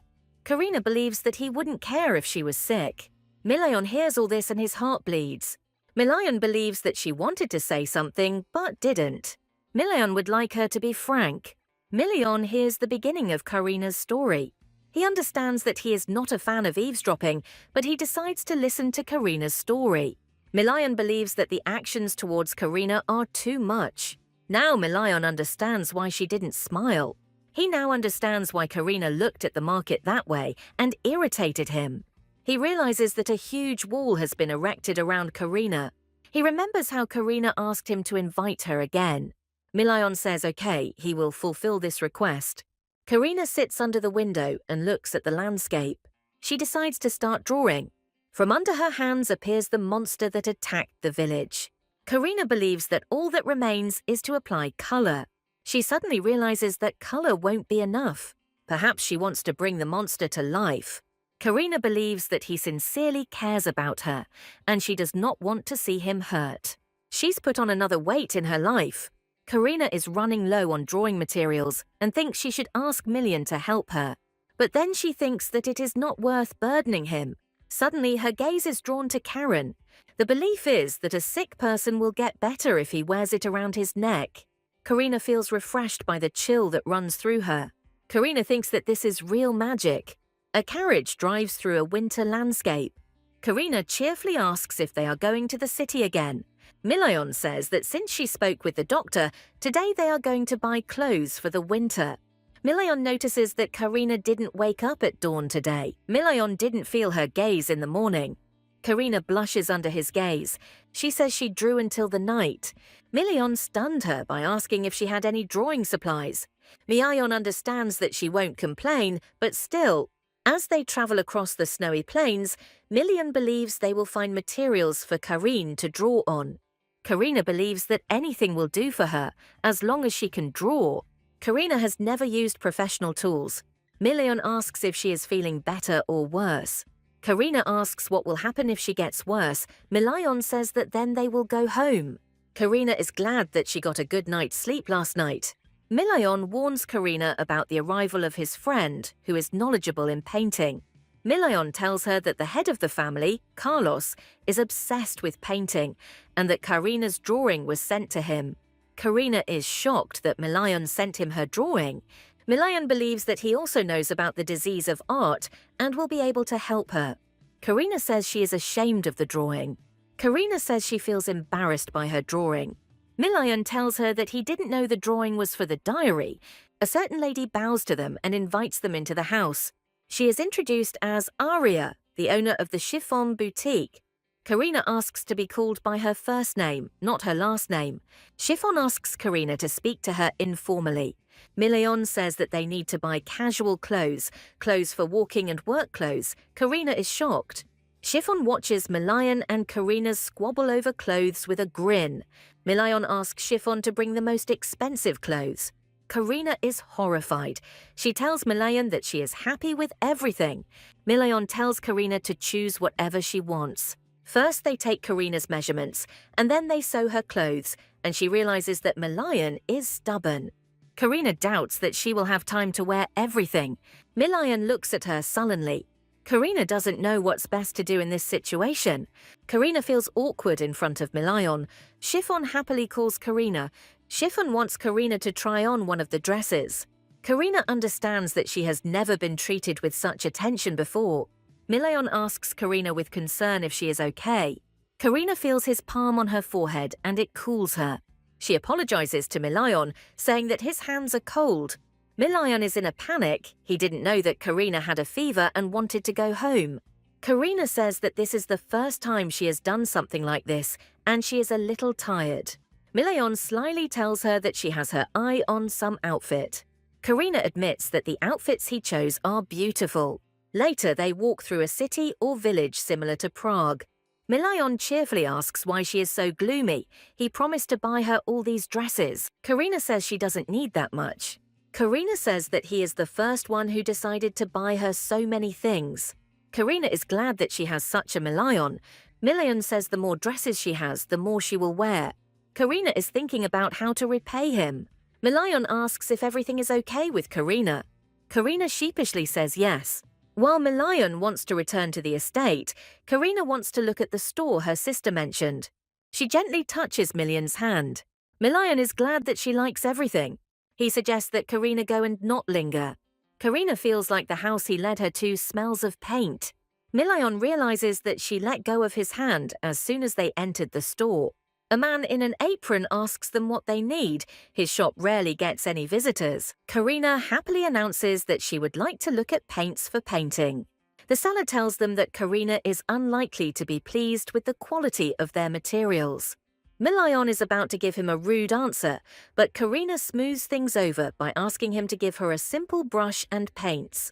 The salesman suddenly asks to let him look at her hand. Karina gives her hand to the seller. He sadly says that Karina is clearly an artist. The seller says he mistook her for a rich woman who decided to take up painting for no particular reason. To make things right, he lets Karina look at the painting objects. Karina happily says that she will definitely take a look. The seller explains that he can identify artists by their hands. Milion says that he and Karina are not in the kind of relationship that would be called a couple.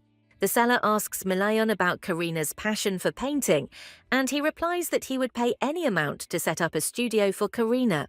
The seller says that's good, he has the necessary equipment. Milion asks if the seller is an artist, and he says that he was, but he has no arm since the war. It turns out that the seller is suffering from art disease. His arm has become paralyzed due to the disease, and his other arm has become numb. He mentions that he had a fever and pain, and that they went away after moving north. Milion listens about the symptoms. Karina happily tells him what she chose. Milion believes that the paints Karina chose will soon run out. Karina thinks that these colors will be enough for her. Milion tells the seller to add it to his order. Milion happily tells Karina his idea for her workshop. Karina asks Milion to stop spending money on her. But suddenly Karina becomes ill. Karina is feeling unwell and worse than usual. Karina feels like she's suffocating. Karina wakes up in Milion's bed. He sharply asks if she has come to her senses. Karina says she feels better. She caught her breath for a moment. Milion says Winston said she was overtired. Karina believes that her lack of sleep has taken its toll and promises to go to bed earlier. Milion asks if Karina is cheating on him. Milion says that when she deceives him, she looks away and smiles. Karina is horrified. She has been exposed. Milion says that she mustn't close her eyes or she will faint. Karina says that Milion is too kind to her. We are shown the Malayan palace. The guards pass by and they want to sleep. One of the guards asks him if he forgets to take care of the country. Suddenly, the captain of the guard notices something through the telescope.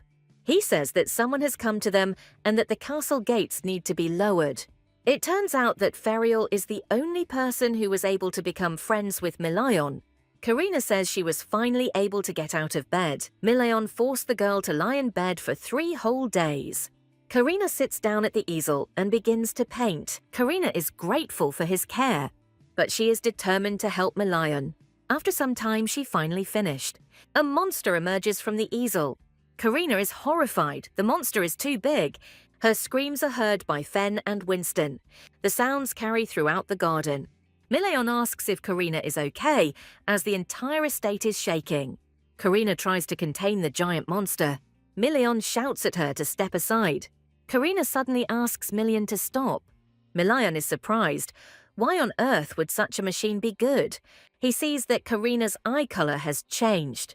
Karina turns away. She doesn't want to scare Milion. Karina is embarrassed by Milion's words that this eye color suits her. Milion asks if Karina performed a miracle. Milion says that her illness gets worse when she performs a miracle.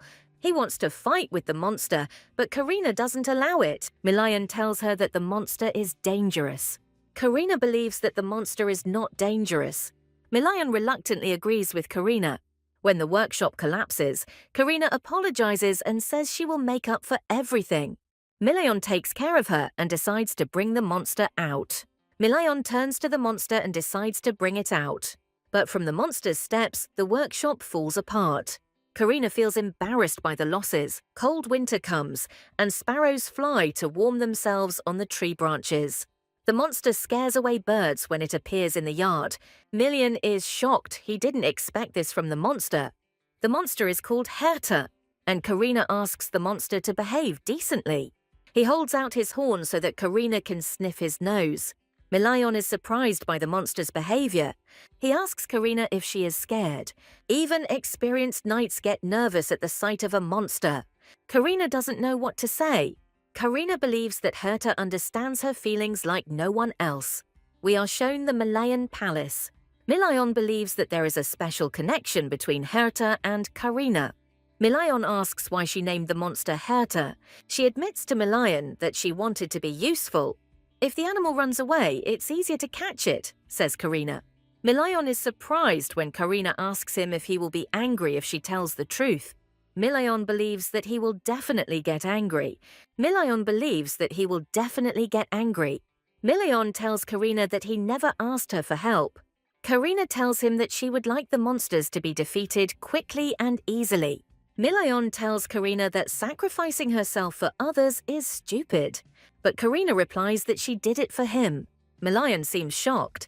He thinks that if the separation turns out to be painful, he will hug her tightly.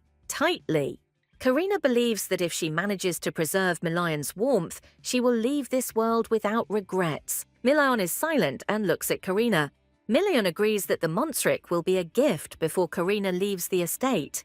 He asks Karina not to sacrifice herself anymore and does not need her help. Karina says that it's good that she won't dare to go against Milayon's will. Milayon says what he meant, but he is interrupted by Feng, who reports that Ferial has arrived. Ferial is already waiting for him in the library. Ferial tells him that he thought Milayon wouldn't come. He greets Milayon and Karina. Ferial Carlos is pleased to welcome Karina. Karina notes that Ferial is dazzlingly handsome, but the atmosphere between Mialion and Ferial is heating up. Karina decided to ease the tension and offered to talk. Ferial says that he will close his eyes only because of Karina. Ferial is curious about what kind of monster Karina created. Karina says this monster will be useful for hunting. Ferial understands that this is for Milayon. This monster is still on the sports ground. Ferial wants to see it in person. Ferial says that Karina has the gift of consciousness. You watched Naruto, there was a guy who brought paintings to life. Karina has similar crap. However, unlike the anime Naruto, Karina still has the ability to perceive drawings and living beings. But Ferial understands what is wrong with Karina. He thinks that Karina is dying. Ferial says he wants to talk about the disease of art. He says that there is something for Karina. He gives Karina a letter from County Leopold. Karina is in a panic. She didn't think that her family would catch up with her here. Ferial says that Cassis asked him to give her this letter. Karina is once again haunted by the ghosts of the past. Mialion calms Karina by placing his hand on her forehead. Karina sighs when she sees him. Mialion asks if he can throw Ferial out the door. Ferial quickly apologizes to Karina and Mialion. Karina believes that she is obliged to read the letter. Father writes that he knows she is in the north. He is trying to reason with his daughter, as there will be some unpleasant news about her, that she ran away to her fiancé before marriage.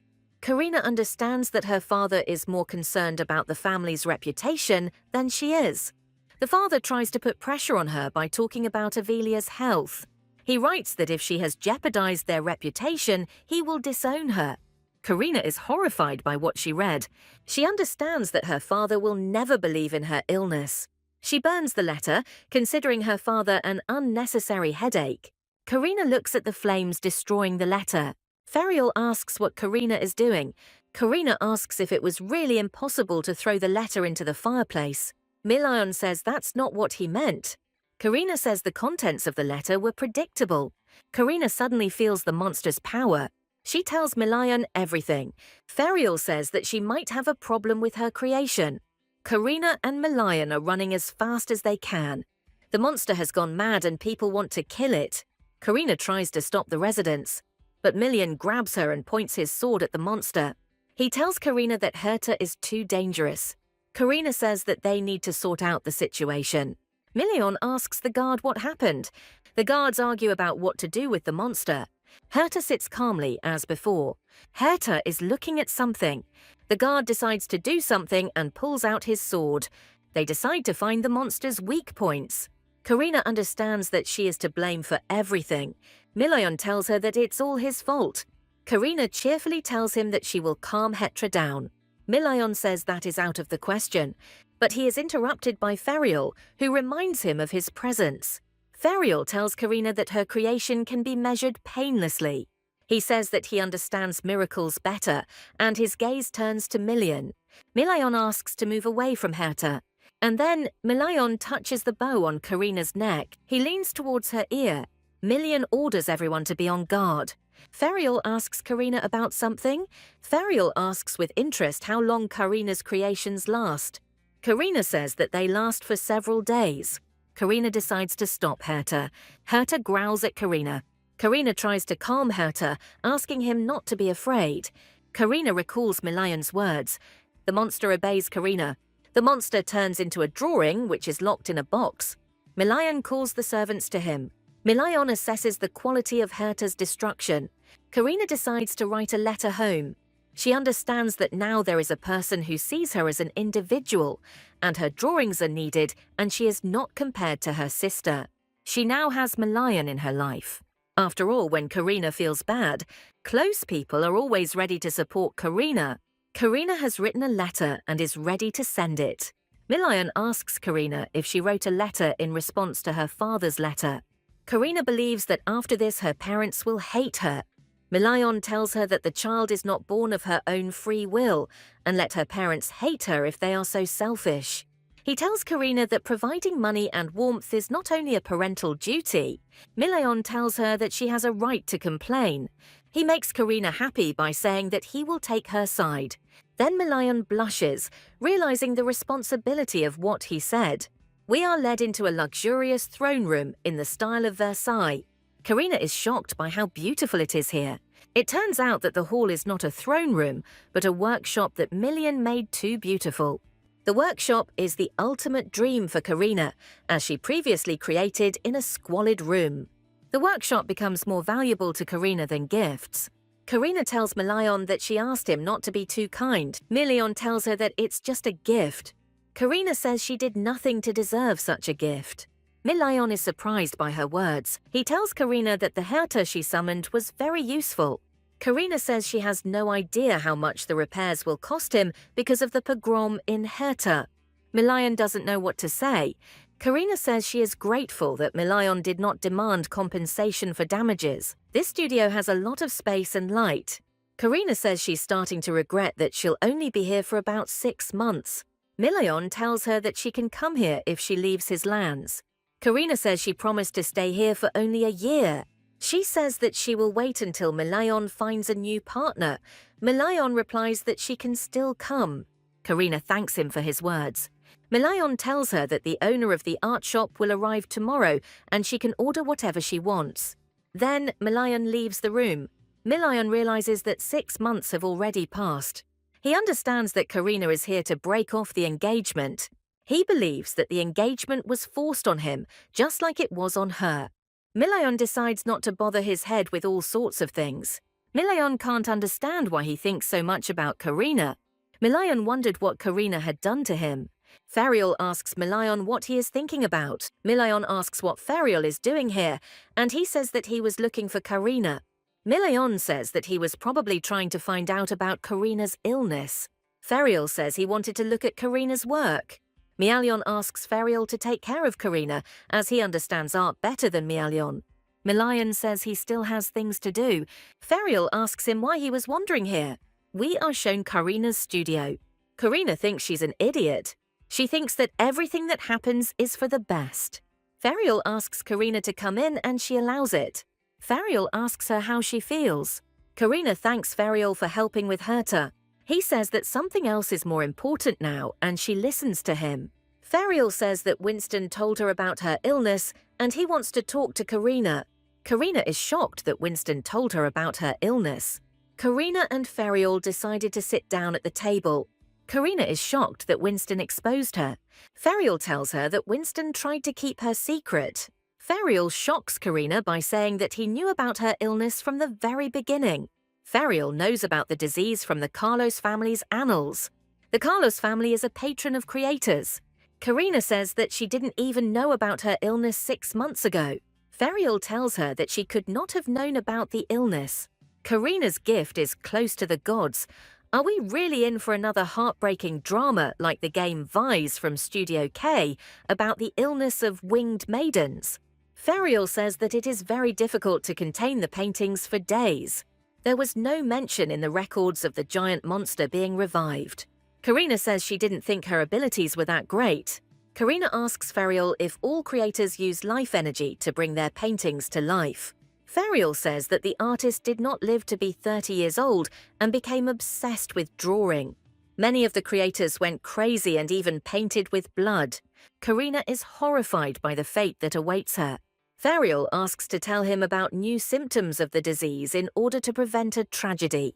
Ferial asks to inform him immediately if the disease progresses and worsens. Moreover, creators like Karina become more sensitive and emotional. They consider living paintings as their friends, and they sincerely believe that they are the only ones in the whole world. Karina shocks Ferial by saying that she has all the symptoms. Karina says she has become sentimental, but she will not stop drawing. Karina says that only her creations understand her. Ferial tells her not to think that her creations are reproaching her. Ferial warns Karina that if she draws and ignores the symptoms, it will get worse. They get up from their seats. Ferial asks if she wants to quit drawing. Karina says no, she has everything. Ferial says he also puts his feelings into music. Ferial loved to play the flute since childhood, and his parents even kept an eye on him. Ferial says he still escaped from his guards. He decides to ask Karina for a favor.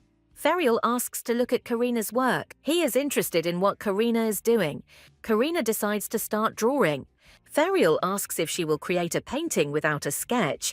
She replies that she wants to speed up the drawing process. Karina draws with incredible speed. Ferial thinks her drawings are something special. Karina brings butterflies to life amazingly. Ferial feels himself in the midst of a beautiful lake. Her painting is superb and full of admiration. Karina draws in such a way that Ferial is speechless. Karina finds it hard to breathe, but she decides to finish the painting. Ferial begins to play the flute. Karina begins to breathe easier and continues to draw. Karina thinks that this is the power that Carlos's seed possesses. His music is excellent and worthy of admiration. Karina finished drawing some doors. Karina asks what kind of music Ferial was playing. Ferial suddenly confesses his love to her.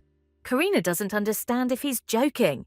Ferial asks her how she likes the music. She calls his music beautiful, and he says that the improvisation was a success. Karina is shocked that he just composed this melody. Ferial asks how long it will take for the miracle to activate.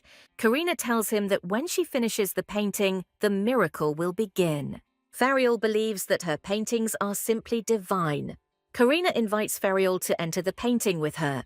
Ferial asks if this is an uninhabited room of County Leopold. Karina says that this is her room. Ferial notes that her room is too simple for a lady. Karina tells him that her sister's room is colourful and full of toys. Ferial asks her not to be upset and says that she has a friend, him. Ferial tells her that they met and now they walk together. He asks her if she thinks they've become friends. He tells her that he doesn't mind spending time with her and is always ready to help her. Karina tells him that they don't understand what friends do, does he mind? Karina thanks Ferial for everything and says that she is glad that he became her friend. Karina asks if she can ask him a question. Karina asks how he knows what the ladies' room looks like. Karina says that grooms know this. Ferial explains that he has no fiancée, but he was invited to tea. He asks if they will deliver the letter. Ferial says that her letter will be found soon. She wanted to pass unnoticed, but there were too many servants here. Ferial says that he will now play the flute to help Karina. The maids begin to talk among themselves, making it hard to breathe in the estate. Karina's family is talking, but Infrika is not home. The maids hear music from Karina's room. For some reason, the maids want to sleep. Feriol, as Karina understood, put the entire estate to sleep. The entire castle of Count Leopold is asleep. Feriol asks if she wants to see someone, and she says that she doesn't have such a person. Feriol is in shock. Karina wants to say goodbye to her family. Karina says that yes, she wants to ask them not to think about her. She understands that the Count will not feel regret, but will also be angry with her at the sight of a neat corpse. He will scream that she kept the illness to the end and died at the wrong time. Karina believes that he will say what should have been said right away. Karina believes that he didn't even look at her when she asked. Karina sees Avelia sleeping. Feriol reassures Karina, saying that Avelia is fast asleep. Karina asks Feriol to move her. Karina asks to be moved to the bed. They find themselves in Avelia's room, where she was taken to sleep. Feriol notices Karina's drawings in Avelia's room. Feriol immediately informs Karina about this. Karina looks at the sleeping Avelia. She says if they will go. Feriol asks if Karina is on bad terms with her family. Karina says it's not that bad. Feriol thought that grace and peace reigned in Karina's family. But no one knew that harmony was achieved through Karina's sacrifice. Karina says that she is an ordinary daughter who causes trouble. We are shown the corridors of Leopold's castle. Karina walks through the corridors of the castle. Karina tells Feriol that she lived like a shadow. Karina says she wanted to live for herself, but her illness threw her off track. She turns to Feriol, who is ready to listen to her. Karina wants to leave her creations to the world as the artist Karina. For this, the girl is ready to forget her home. We are shown the Leopold Castle, which is similar to Princess Sissy's Bavarian castle. Cassius wakes up and asks the servant what happened. He reports to him that something unusual has happened. Absolutely everyone in the estate fell asleep. According to the servant, everyone remembers only the beautiful music. Cassius notices Karina's letter. He asks what kind of letter it is, if not a single letter has ever arrived at the castle. Cassius decided that there were no problems. Cassius believes that the letter was brought by someone who did not wish harm to their family. The letter addresses the Count directly. He tries to remember where he saw this handwriting. The Count reads a letter in which Karina says that she is ill and will not return home. Karina wants to become famous as the artist Karina, not as the Count's daughter. She says that her name will reach the north, where the Count lives. This letter was filled with power. The Count is shocked. He didn't know that his daughter could be so determined. Karina tells him that he told her not to disgrace the family. The letter states what she is asking for. Karina asks not to tarnish her name. Karina's long wait at home is over. Karina writes that she now has what she wanted. She has unrequited love for Milion. Milion played a big role in her life. Karina writes that she will not be reproached anymore. That in the house where she lives there is a gentle reproach. We do not cover up this reproach with words that it is all because of love for her. A servant looks into Count Leopold's room. The Count believes that Karina has grown into an ungrateful creature. Karina writes that he will be indignant and think that she is ungrateful. Karina asks if she was told anything as a child. She makes the Count think about his behavior. The Count doesn't remember when Karina didn't cry. They write to the Count that she will not return to the south. If she wants, let her come to the north. The Count is furious. The servant says that it is impossible to travel north. The checkpoint is closed. The Count is shocked by Karina's words that she asks him to take care of everything after her death. The servant shocks our Father of the Year that Karina is actually ill. The Count tells him that he is already furious, but the servant tells him the truth. He says that sounds like she was vomiting were coming from Karina's room. They tried to tell him about Karina's illness, but he was too busy to pay attention to his daughter. The servant says that the Count ordered not to talk about Karina, that she is an adult and will figure it out herself. Avelia is horrified by what she heard about her sister. Avelia understands that everything was not a dream. Avelia decides to talk to Karina when everything is resolved. But then it dawns on her that her sister won't come back. Karina asked her sister to live happily and be healthy. Avelia starts to cry and the maid tries to calm her down. Karina is sitting in her room. She looks at the wallet that caused her childhood trauma. Karina realizes that she acted like a fool. Karina believes that she spent more time with Avelia than with anyone else. Karina walks through a room full of portraits. Karina decides to draw a bird. With the help of a bird, Karina wants to betray the latter. The bird flies into the sky. Its plumage is covered with golden paint. A bird flies over a wonderful northern landscape, and he throws Karina's wallet into the waters of the Northern Sea, symbolizing farewell to the past. Karina celebrates breaking away from her past with friends. Milayon asks Karina why she is here. Ferial tells him that she is here because she was invited. Karina tells Milayon that they are celebrating that Ferial has become her friend. Milayon doesn't want to listen to Karina's apologies. Karina understands that Milayon has a displeased face. Ferial tells him that he and Karina will study together. Milayon and Ferial start arguing about Karina. Ferial and Milayon are surprised when Karina starts laughing. Karina believes that Ferial and Milayon are very close, like friends. Ferial asks if Karina is serious about what she finds funny. Milayon is surprised that he and Ferial are so funny.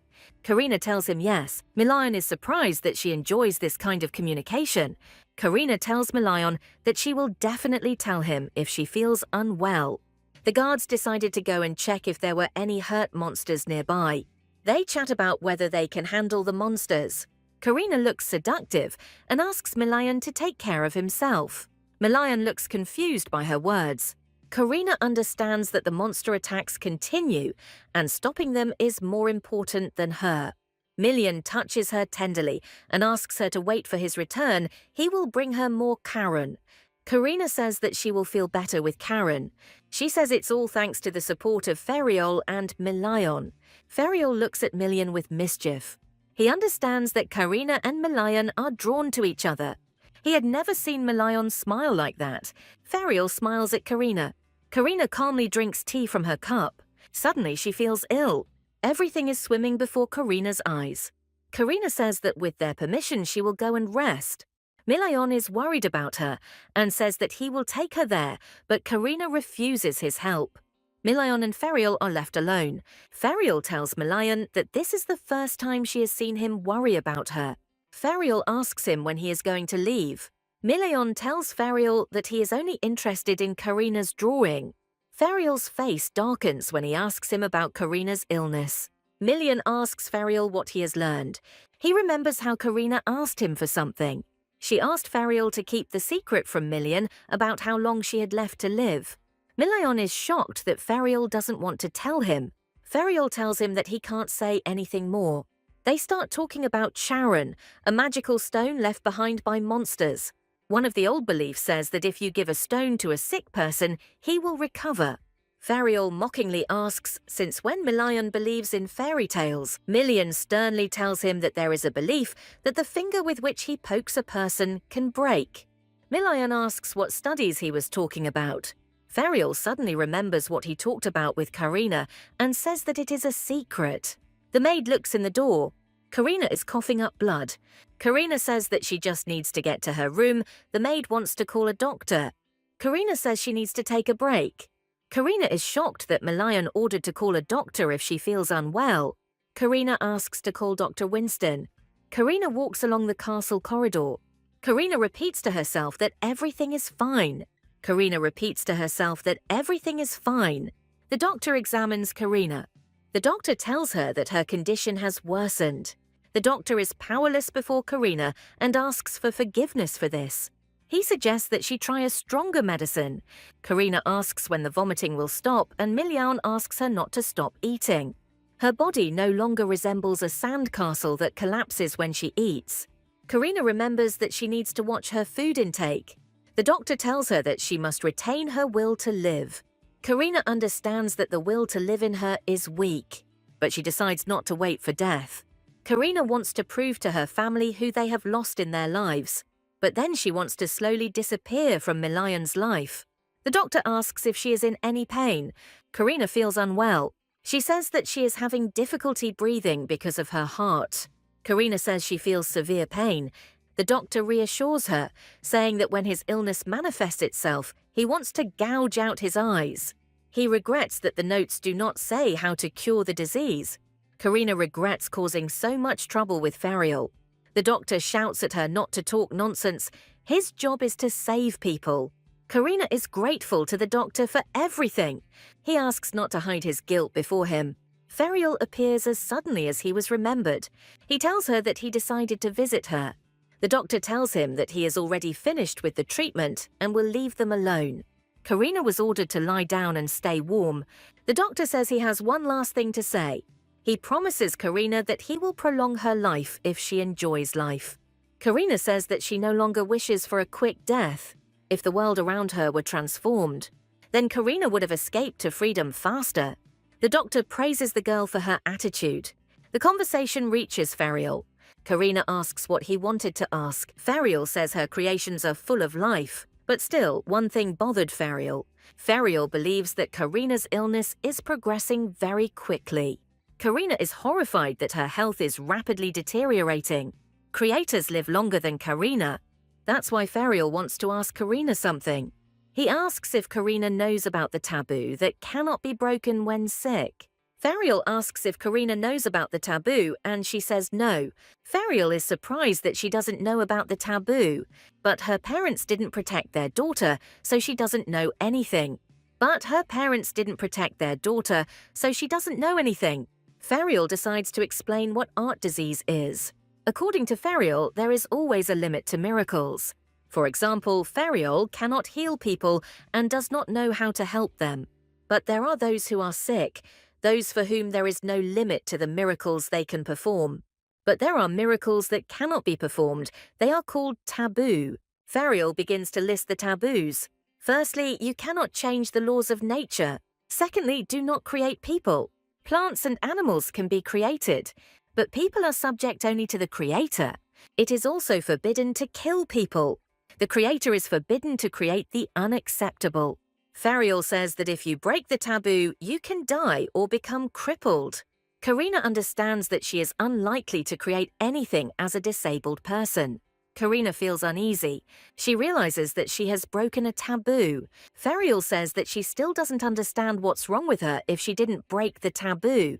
Ferial believes that the fees for Karina's paintings are high. He believes that there is something else behind her illness. Karina asks what's wrong with her. Ferial doesn't know the answer to her question. Karina says there is nothing she can say right now. Ferial disheartens her by saying that he doesn't know a cure. But Ferial hoped to slow down the disease. Karina is interested in what this method is. Ferial's miracles are activated during music, and Karina while painting, but she does not have to finish the works. Ferial suggests Karina to try. He offers to make her a famous artist. Karina doesn't know whether to accept Ferial's hand. She decides to agree with him. Karina asks you to take care of her. Ferial blushes at her request. Ferial is confused by Karina's tenderness. Ferial tells Karina that they will treat her illness. He says she chose her own path to recovery. Karina is glad that her friends will be waiting for her. Milion and Ferial vow to help her. Ferial offers his help to Karina in her recovery. Karina is interested in why Ferial helps her. In the evening, Karina is waiting for Milion. She thinks that the next thing she will do is give something to Milion. Karina thinks that maybe she should cook something for Milion or arrange a romantic meeting, but Karina rejects this idea.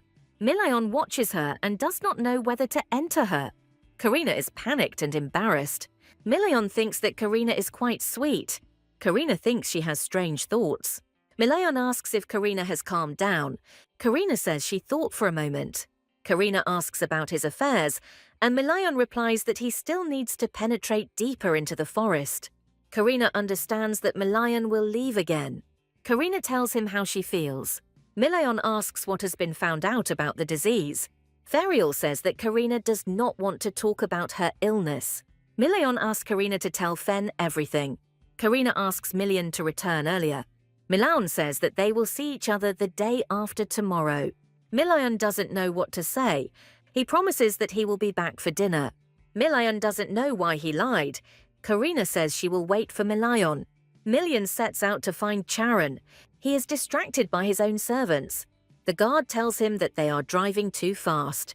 Milion asks what the problem is. The knights don't have time to run after Milion. The knight learns that they must return by tomorrow noon. Milion remembers what he promised Karina. They find themselves in the very thick of the forest. Million slows down his horse. He gives orders to the soldiers.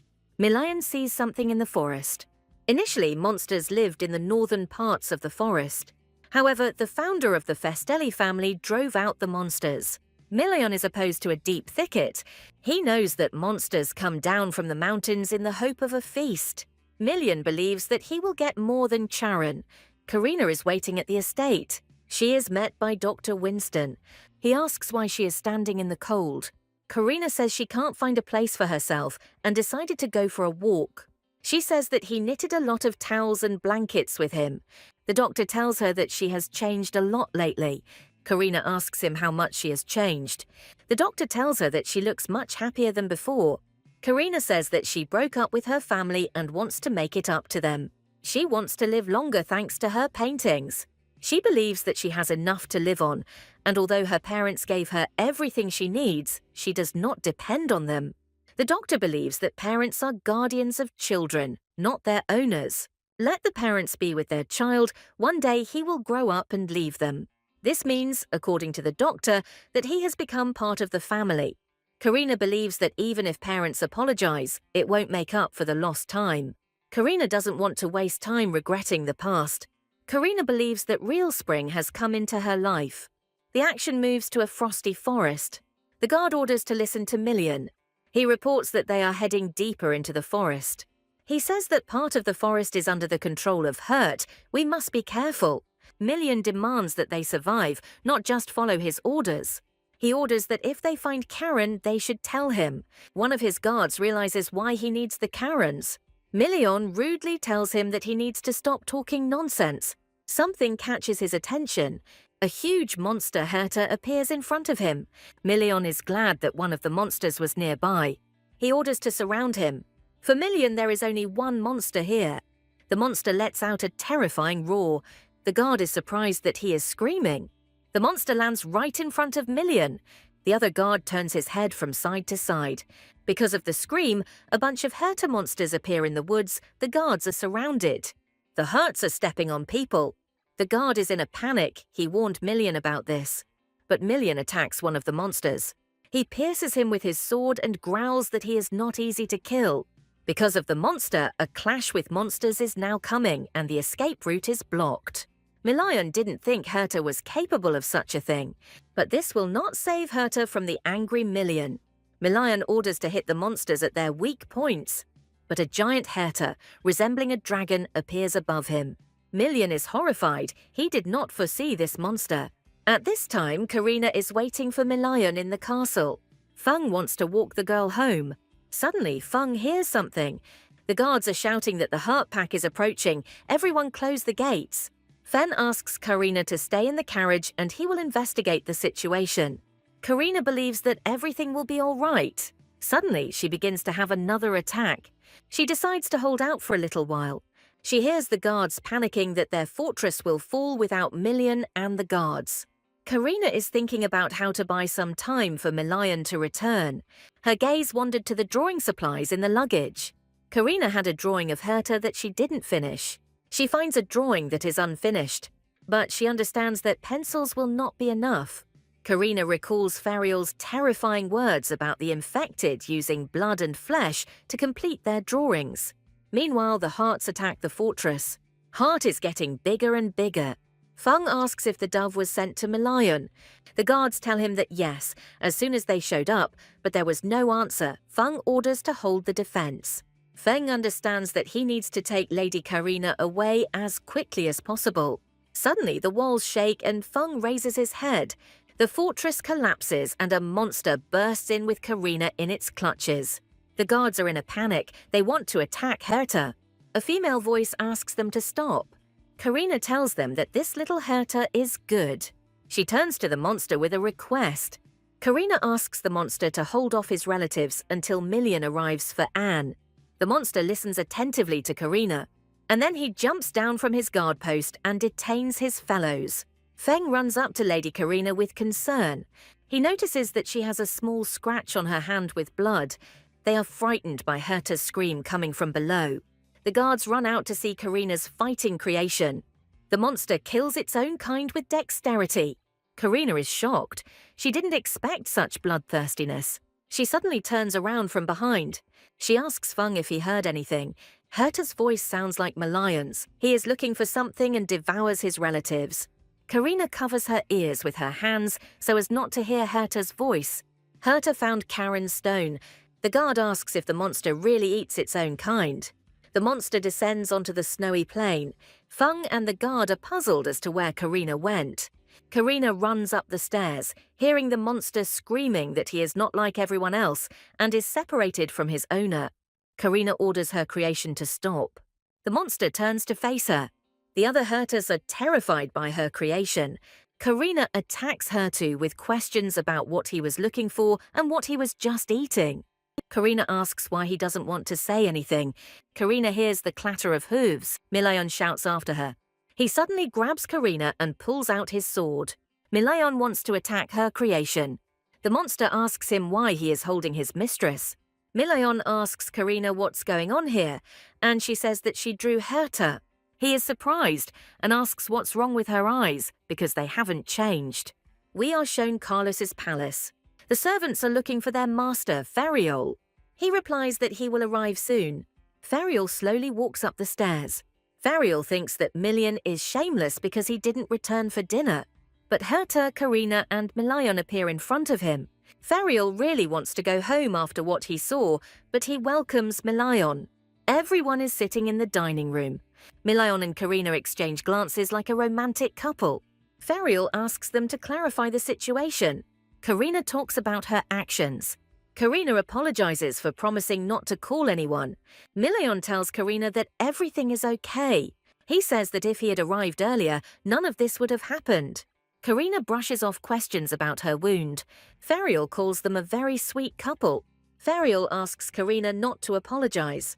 Karina realizes that she saved everyone. She made several attempts, but the monster no longer obeyed her. Isn't the monster dangerous in such a situation? Karina says she promised that the creation would not get out of control.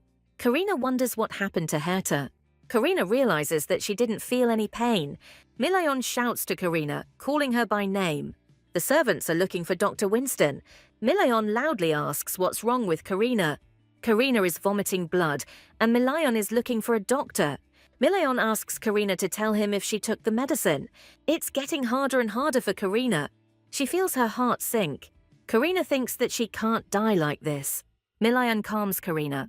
He hugs Karina and says that she will not die. He asks that if she is in pain, she should not hold back. Karina screams as if her heart is being ripped out of her chest. Milayon asks Karina to hold on a little longer until the doctor arrives. He hugs Karina tightly and doesn't let her go. Karina lowers her hand and loses consciousness. Karina falls in Milayon's arms. Fariol runs into the chambers with Dr. Winston. In Fariol's hand is Karen. Milayon must press the stone to the girl's chest. Milayon presses the stone. Some black smoke rises from the girl. Karina's cheeks turned pink. Winston asks permission to examine Karina. Fariol and Milian go out into the corridor. Fariol asks if this attack is because of Herta. Karina paid a high price for creating Herta. A lot of the girl's life energy was spent.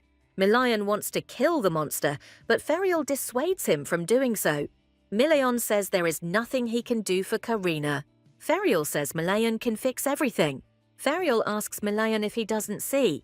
Fariol suggests that Karen can cure the disease of art. Fariol says that while he was studying Charon, he called back his miracle.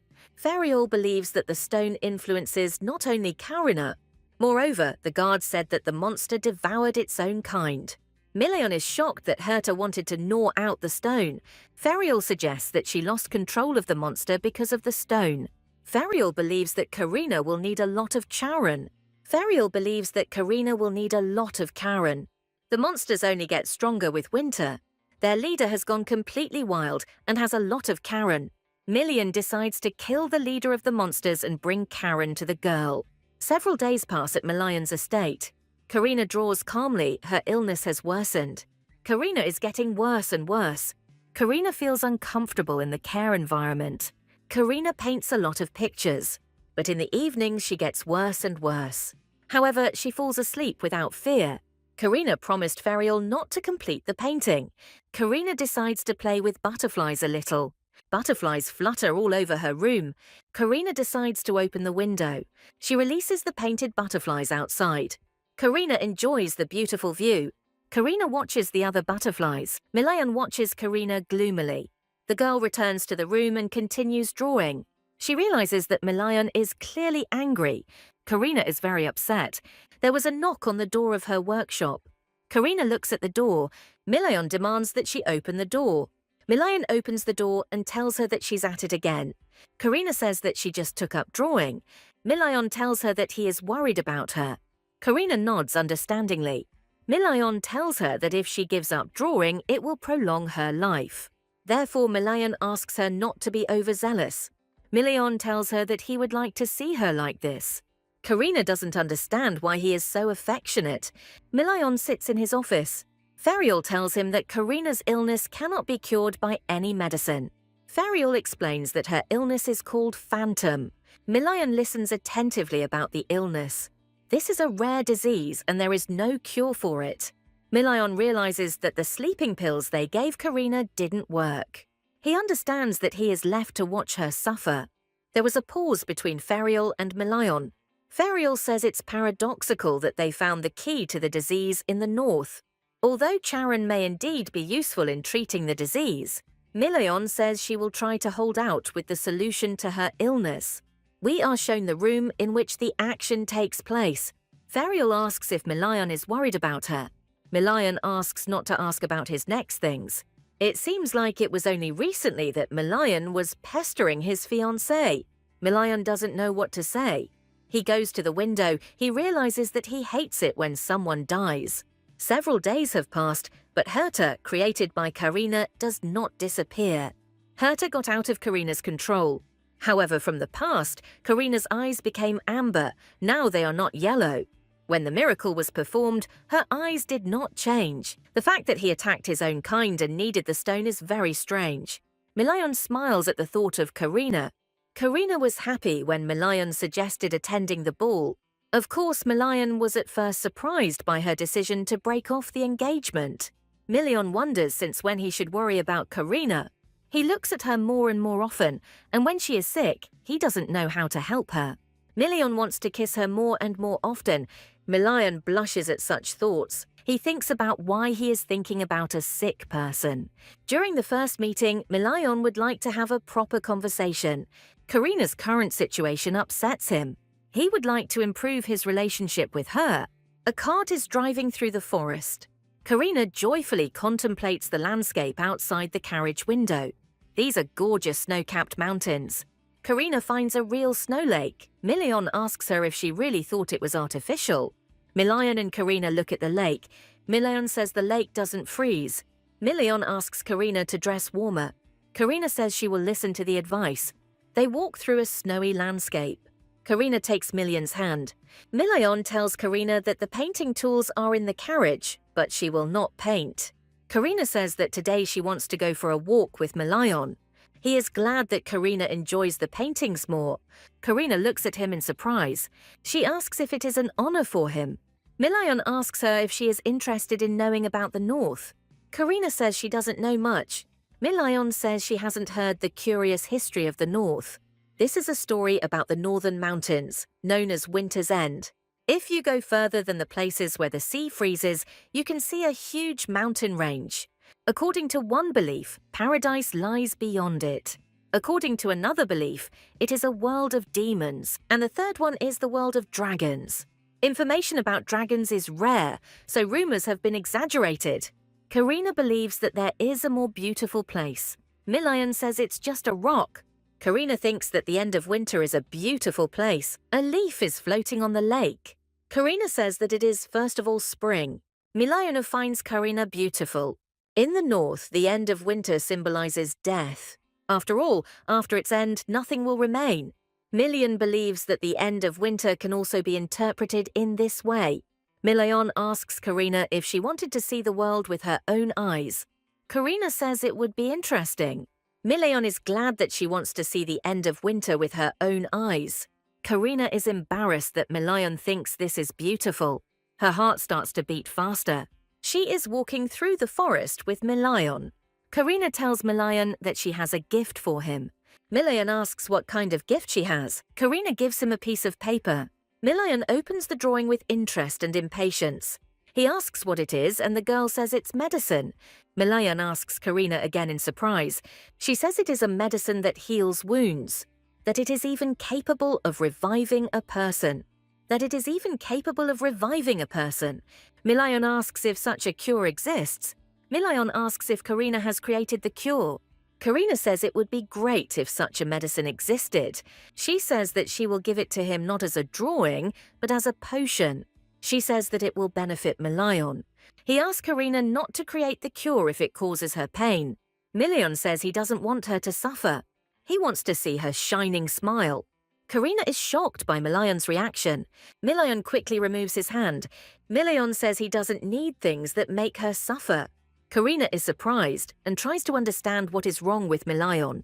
She assures him that it won't take much energy. If she draws inanimate objects, it doesn't take much effort. We are shown a magical landscape. Karina says that she understands that Milayon is strong, but the elixir will be there just in case. Karina asks if she can't draw even like that. Milayon is silent, thinking about her words. He says the drug will attract a lot of rich people, but she will be in danger if the drug starts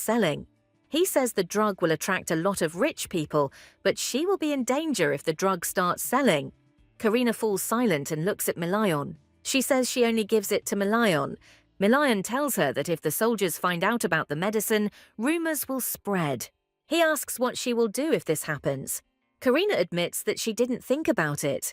She is shy and says that she wanted to do something for Milayon.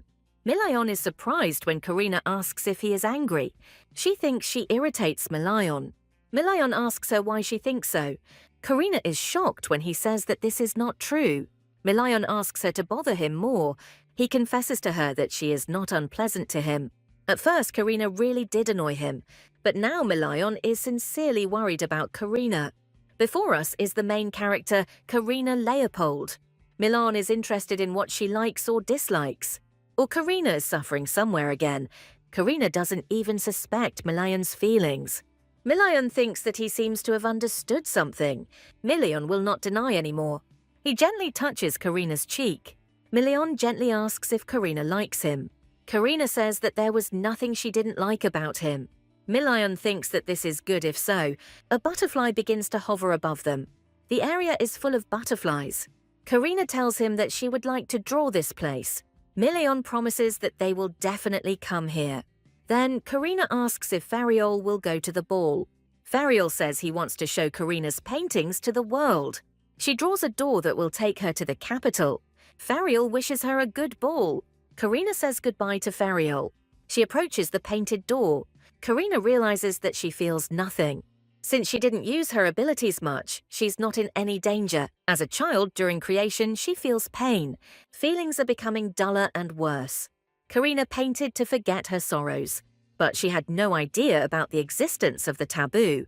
She thinks that it is worth drawing something else. Karina is looking forward to the ball in the evening. Karina begins to paint a landscape. Karina suddenly becomes ill. Her belongings fall to the floor. The feeling in her hand became dangerous. Karina stops drawing.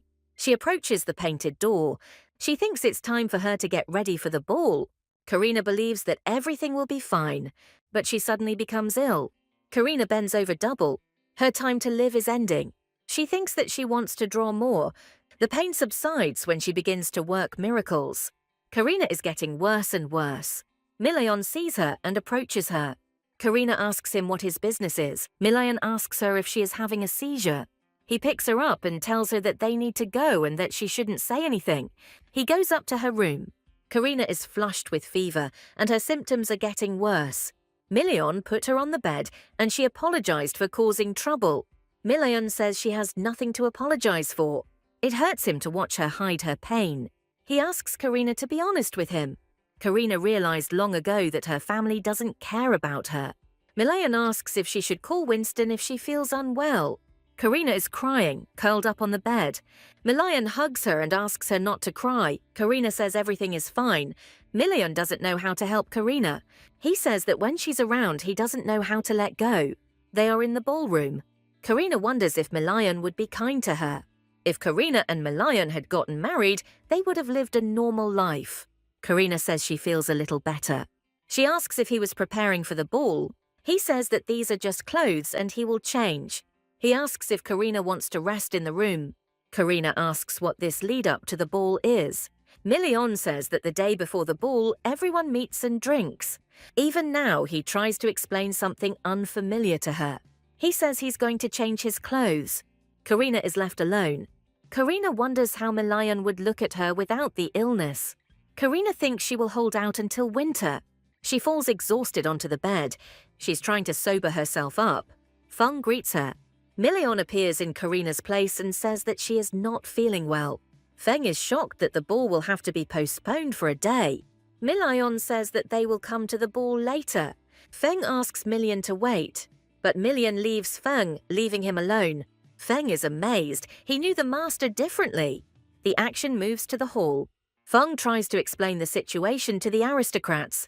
Baron Cramber is shocked by Milion's decision. Feng betrays his master's decision. Cramber is furious.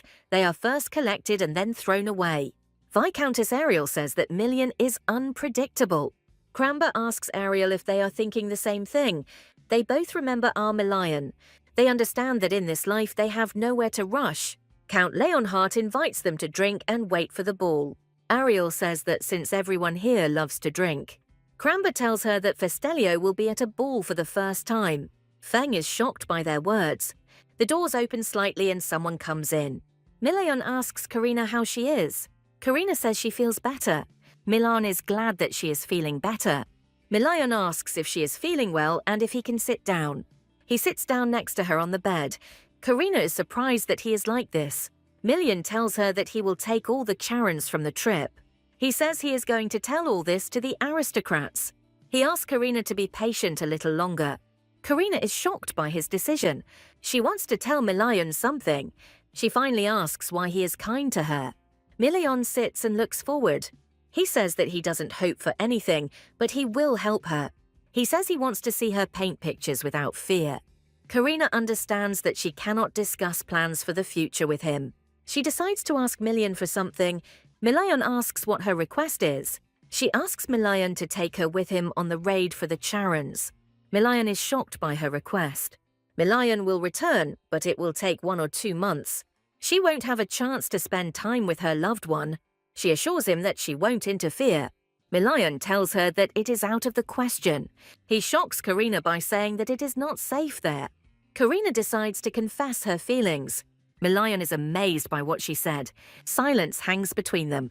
Karina realizes what she blurted out. Karina doesn't know what to answer him. She says that she spends days and nights in silence, and she is bored. She asks Milion if she can help him with something. Milion says that he is not against her help and will think about it. Karina assures him that everything will be fine. Milion blushes even more. He reaches out to Karina and they are silent. Milion feels like he's going crazy. He gets up and asks her to go to bed early. Karina is surprised that he is leaving so early. She wants to hold his hand. She asks him to spend time with her. Their hands separate.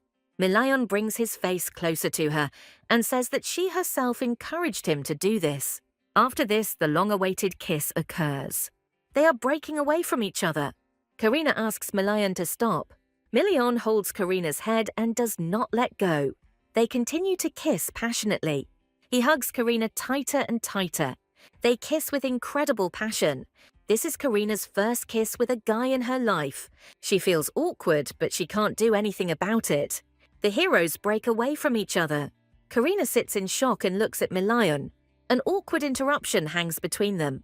Karina thinks he kissed her out of sympathy. She likes it when he takes her hand. She likes it when he strokes her head warmly. Karina wonders if she was too open with Milion. Milion is also a human being. He could have developed feelings. Karina understands that this is inappropriate now. She tells Milion that he is a kind man. Karina believes that he can cope without her. She believes that he should not have any feelings for her. Milion doesn't understand what she's talking about. Karina says that this is the first time she has received such comfort. She felt uncomfortable with him touching her. She remembers his kiss. Karina thinks that the kiss was too impulsive, but Milion understands that the annoying girl has sunk into his soul. Fix her hair.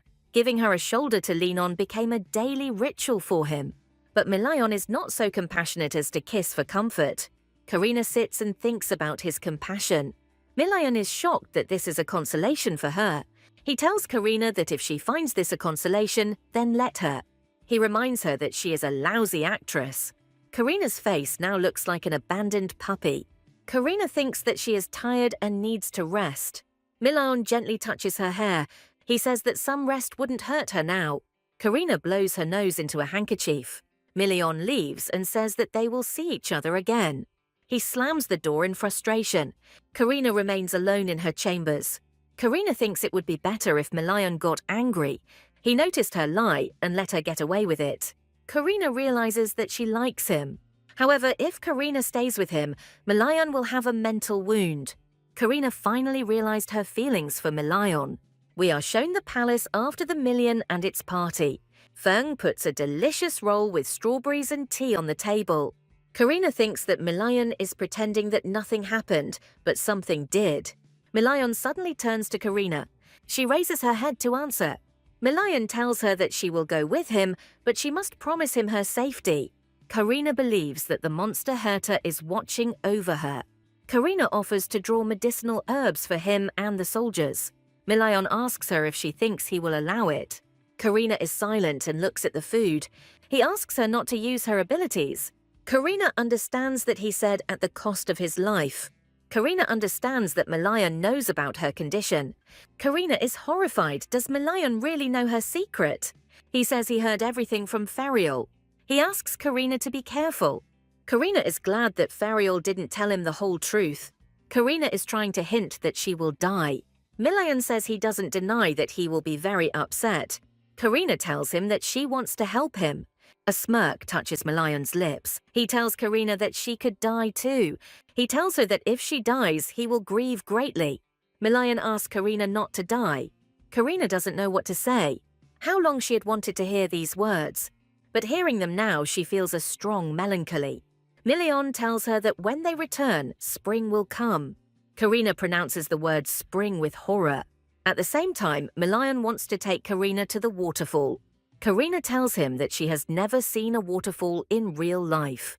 Milion tells her that she may see autumn, winter and summer differently than she expected. According to Mialian, the lands of the north have many beauties. Karina believes that she will have to stay in the north. She thinks about the northern summer and autumn. Karina is distracted from sad thoughts. Milion wants to tell her something important. He asks if she would mind if he asked her to stay. Karina is shocked. She didn't expect this. Milion tells her that everything depends on her wishes. Karina says it's not that she objects. She understands that her conscience is tormenting her. Milion says he is serious. Of course, the north has its own climate and food, but Karina will be able to capture beautiful landscapes. Karina thanks him and says she will think about it. She believes that she will have to lie to Milion until her death. Karina thinks about how to ease her feelings of guilt. She slowly takes food into her mouth. We are shown the amazing architecture of Greece. Ferial looks at all this and sighs. They brought new easels for Karina. The servants ask him if there is a mistake in the preparation of the exhibits. Ferial says that all these paintings are for the exhibition. He tells the servants to hang the paintings in the marked places on the walls. The servants think that the exhibition space is luxurious, and so are the exhibits. One of the servants asks if it is okay to hang 3 paintings in one room. Ferial says the artist's work is beautiful. The entire capital is talking about the paintings of the artist with art disorder. Her paintings seem to draw you in. Crowds of people want to check it out. Ferial orders that no one dare ask for this. He says the Carlos family doesn't know anything. The servants say they understood everything. Ferial says that after the exhibition, Karina's paintings will be distributed all over the world. He believes it is time to learn about the artist Karina. Ferial wants to make her a famous artist. We are shown the Carlos Palace. Someone in the carriage asks why so many people have gathered. Infrik is told that the rumors reached him too late.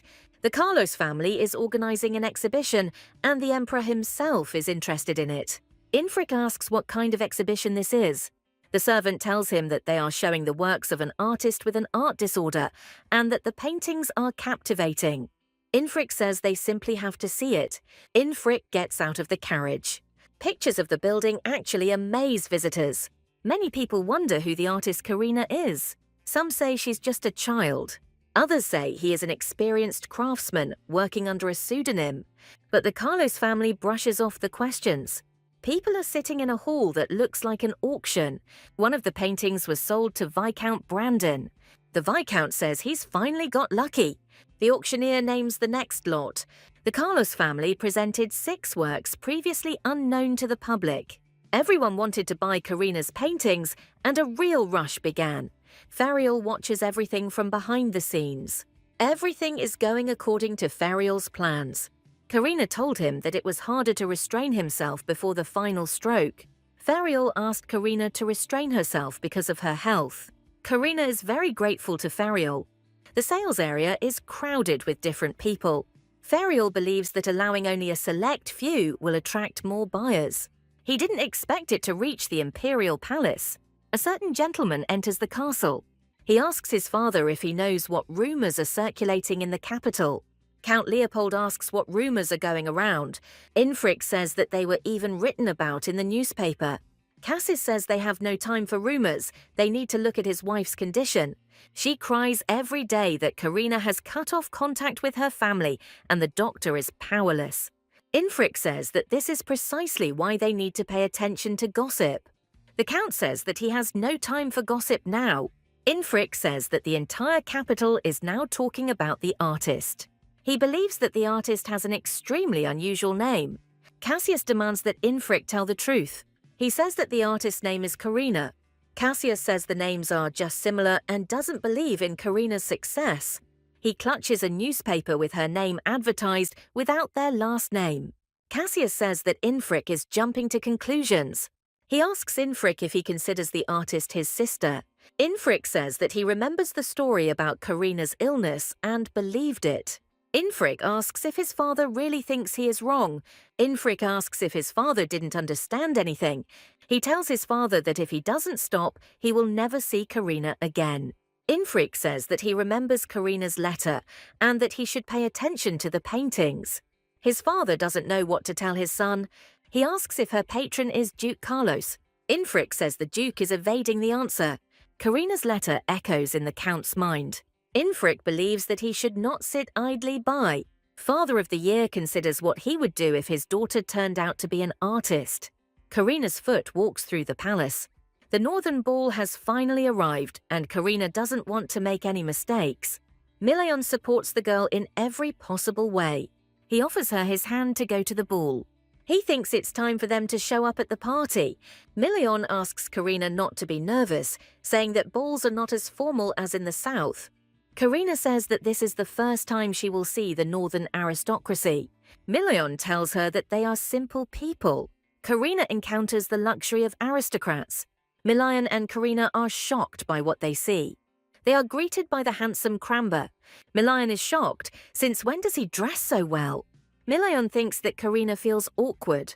Mileon asks Cramber why he is dressed so luxuriously. He says that he liked the run-up to the ball, so he dressed up luxuriously. Ariel appears with cries of indignation. Mileon thinks that these chatterboxes are of little use and asks if they had a good time. Ariel says that expressing dissatisfaction would be inappropriate. Mileon doesn't get along with her very well and asks if she remembers her promise to help with the hearts. Ariel says he's a bastard. He just saw him and immediately started talking about work. Karina looks at Mileon with confusion. Mileon asks Karina what is wrong. Karina says she also wanted to introduce herself. Mileon speaks disparagingly of aristocrats. Karina doesn't understand why he says that about them. Mileon asks if she should introduce herself, looking at the aristocrats. Mileon asks if he is not enough for Karina. He says that if she gets bored, she can talk to him. Cranberg loudly introduces himself to Karina. Ariel also meets Karina. Karina apologizes for Milayan's inability to attend the ball, but the aristocrats clearly did not miss Milayan. Milayan says he wanted to give Karina a tour of the ball. Karina says that everything is fine in any case. Kramberg invites Karina to meet the aristocrats and go with him. Milayan rudely tells him why he wanted this. Karina asks that if he is busy, then she will look at the ball. Milayan tells Karina that he is not particularly busy. Milayan wants to introduce all the aristocrats to Karina. Karina asks if he really isn't busy. Milayan clearly doesn't want to leave Karina. Then he says that he forgot something. He asks her to stay with Kramberg. Karina asks Milayan to be careful. Milayan doesn't know where to go. The aristocrats immediately surround Karina. Kramberg calls Karina amazing and says she treats him like a dog. Ariel asks how Karina managed to tame Milayan. Leonhard also greets Karina. He and Karina get to know each other. Karina says she wanted to announce that she had broken off the engagement. Kramberg recalls that Milayan wanted to gather all the Charons on the campaign. Leonhard says that he thought he had a bride since Milayan gave such an order. Karina says that the Charons really did collect for her, but she doesn't understand what they are talking about. Ariel realizes that Karina is not from around here. In the north, it is customary to give Charons to a dear and close person. Ariel says that giving stones to the opposite sex means choosing a spouse. Karina blushes at what Ariel said. Karina says that they broke off their engagement, and Milayan said that he was giving her the Charons as if she were a sick person. Karina thinks she will have to hurt Milayan again. She talks about her illness and Karen's. She withdraws into herself, seeing all these looks. Ariel doesn't understand why Karina got involved with Milayan. Kramberg says that since they're finished, they can sit down and they didn't expect that such an ice cube has a bride. Leonhard asks Karina if she has gotten used to the north. Karina says she quickly adapted to the northern culture. Ariel wonders if it is stricter in other regions. Kramberg believes that some points in etiquette are unnecessary. Leonhard says each region has its own characteristics. The aristocrats' conversation turns to alcohol again. Karina smiles, looking at the good people next to her. Karina is distracted by Leonhard. Leonhard says he hasn't seen Milayan like this in a long time. In his opinion, Milayan does not want to terminate the contract with Karina. Karina is embarrassed to answer Leonhard's question. He says that Leonhard clearly values Karina. Karina remembers how Milayan treats her. Thoughts of Milayan warm Karina's heart. Karina is sad that because of her illness, she cannot accept Milayan's feelings. Exactly 30 minutes passed, and Milayan came to the aristocrats. Karina is called by Milayan's gentle voice. Karina turns around at the sound of Milayan's voice. Milayan asks what happened. Karina says that everything is fine and she needs some air. Milayan asks her if she has been drinking. He invites Karina to go out onto the terrace. Milayan warns the guests that they will be leaving them for a short time. The guests nod in understanding. Milayan goes out onto the terrace with Karina. He asks if she had fun while he was gone. Karina says that she was told a lot of interesting things. Milayan is very worried about Karina. Karina says she is worried about his feelings. Milayan doesn't understand what she's talking about. Karina says that she is very cowardly. She says she knows how Milayan looks at her. Milayan turns away and mumbles in response. He is amazed that Karina feels guilty before him. Karina says that she will soon leave Milayan. She says she had a lot of fun with Milayan. He says that at first there was misunderstanding, now there is consolation. Karina says that she would like him not to like her. She says that Milayan is like a warm spring and she wants it to stay that way. Milayan asks why they can't celebrate this spring together. Karina says she will leave the place when the time comes. Karina is not used to receiving love. She is Earth compared to Milayan. She says that everything is like typhoons that pass by. Karina doesn't want to remain a typhoon for him. His soft hand rests on her cheek. Milayan leans closer and closer to her. Milayan asks if she knows what eyes she looks at him with. He says that Karina doesn't know how to lie and she likes him too. Karina doesn't know what to say. Milayan kisses her on the forehead. He says it's chilly today, and he promises Karina to send a man for her tomorrow. Karina's heart is beating fast. Milayan's feet step on the carpet. He doesn't understand what Karina meant when she said the typhoon would disappear. He smirks and calls Karina's words nonsense. It never even crossed his mind to drive Karina away. Million returns to the aristocrats. Kramberg asks him where Karina is. Milion explains that she looked tired. Kramberg believes that spring has finally arrived in the heart of Milion. Million hugs Kramberg. His entourage approves of Karina. Leocard believes she did the right thing by cutting ties with her family. He doesn't believe that this kind girl is sick. Milion understands that she told them everything. Leonhard says that it is more painful for people with emotional wounds to take a step forward. He sees how dear the girl is to Milion. He sharply asks, since when they have been meddling in his affairs. He claims that the Karens must be collected to cure Karina. Milion believes that he can create a cure for Karina. Leonhard asks what Karina is sick with. Milion says that if they do nothing, Karina will die. Milion thinks what she will lose if the disease worsens. Ferial said that the consequences of the disease can vary. He also remembers Winston, who said that Karina's illness was progressing. Milion says that Karina looked simply awful. He understands that there is no way to cure the disease. The chance of getting this disease is 1%. Milion says she has a rare form of the disease. Ariel asks if there is anything she can learn about her. Kramberg asks if it wouldn't be easier to ask someone with similar symptoms. It never occurred to Milion. It dawns on Milion that he is asking someone who is sick with the disease of art. Milion decided to go to the art supplies store right away. Ariel asks him what about the meeting. Kramberg and Leonhard believe that this is a first. Leonhard believes that she has finally started to act her age. In the artist's house, knocking sounds can be heard almost throughout the entire street. The seller says they are closed today. Milion reminds him who he is. Milion apologizes for the late visit and asks him to answer questions. The seller says that his house is a little messy, but invites you to come inside. Milion wants to ask him about how he lost his arm. The seller asks where to begin the story. He started drawing in childhood, but talent came with age. At that time, he began to experience cramps and numbness in his arm. He was diagnosed with art disease, but the artist continued to paint. And when she stopped drawing, his right hand did not move. Milion asks if he lost the body part where the pain was. He says that both his arms hurt. Milion asks him if he had heart pain or if he felt ill from overwork. He remembers the symptoms. He understands that Milion is talking about Karina.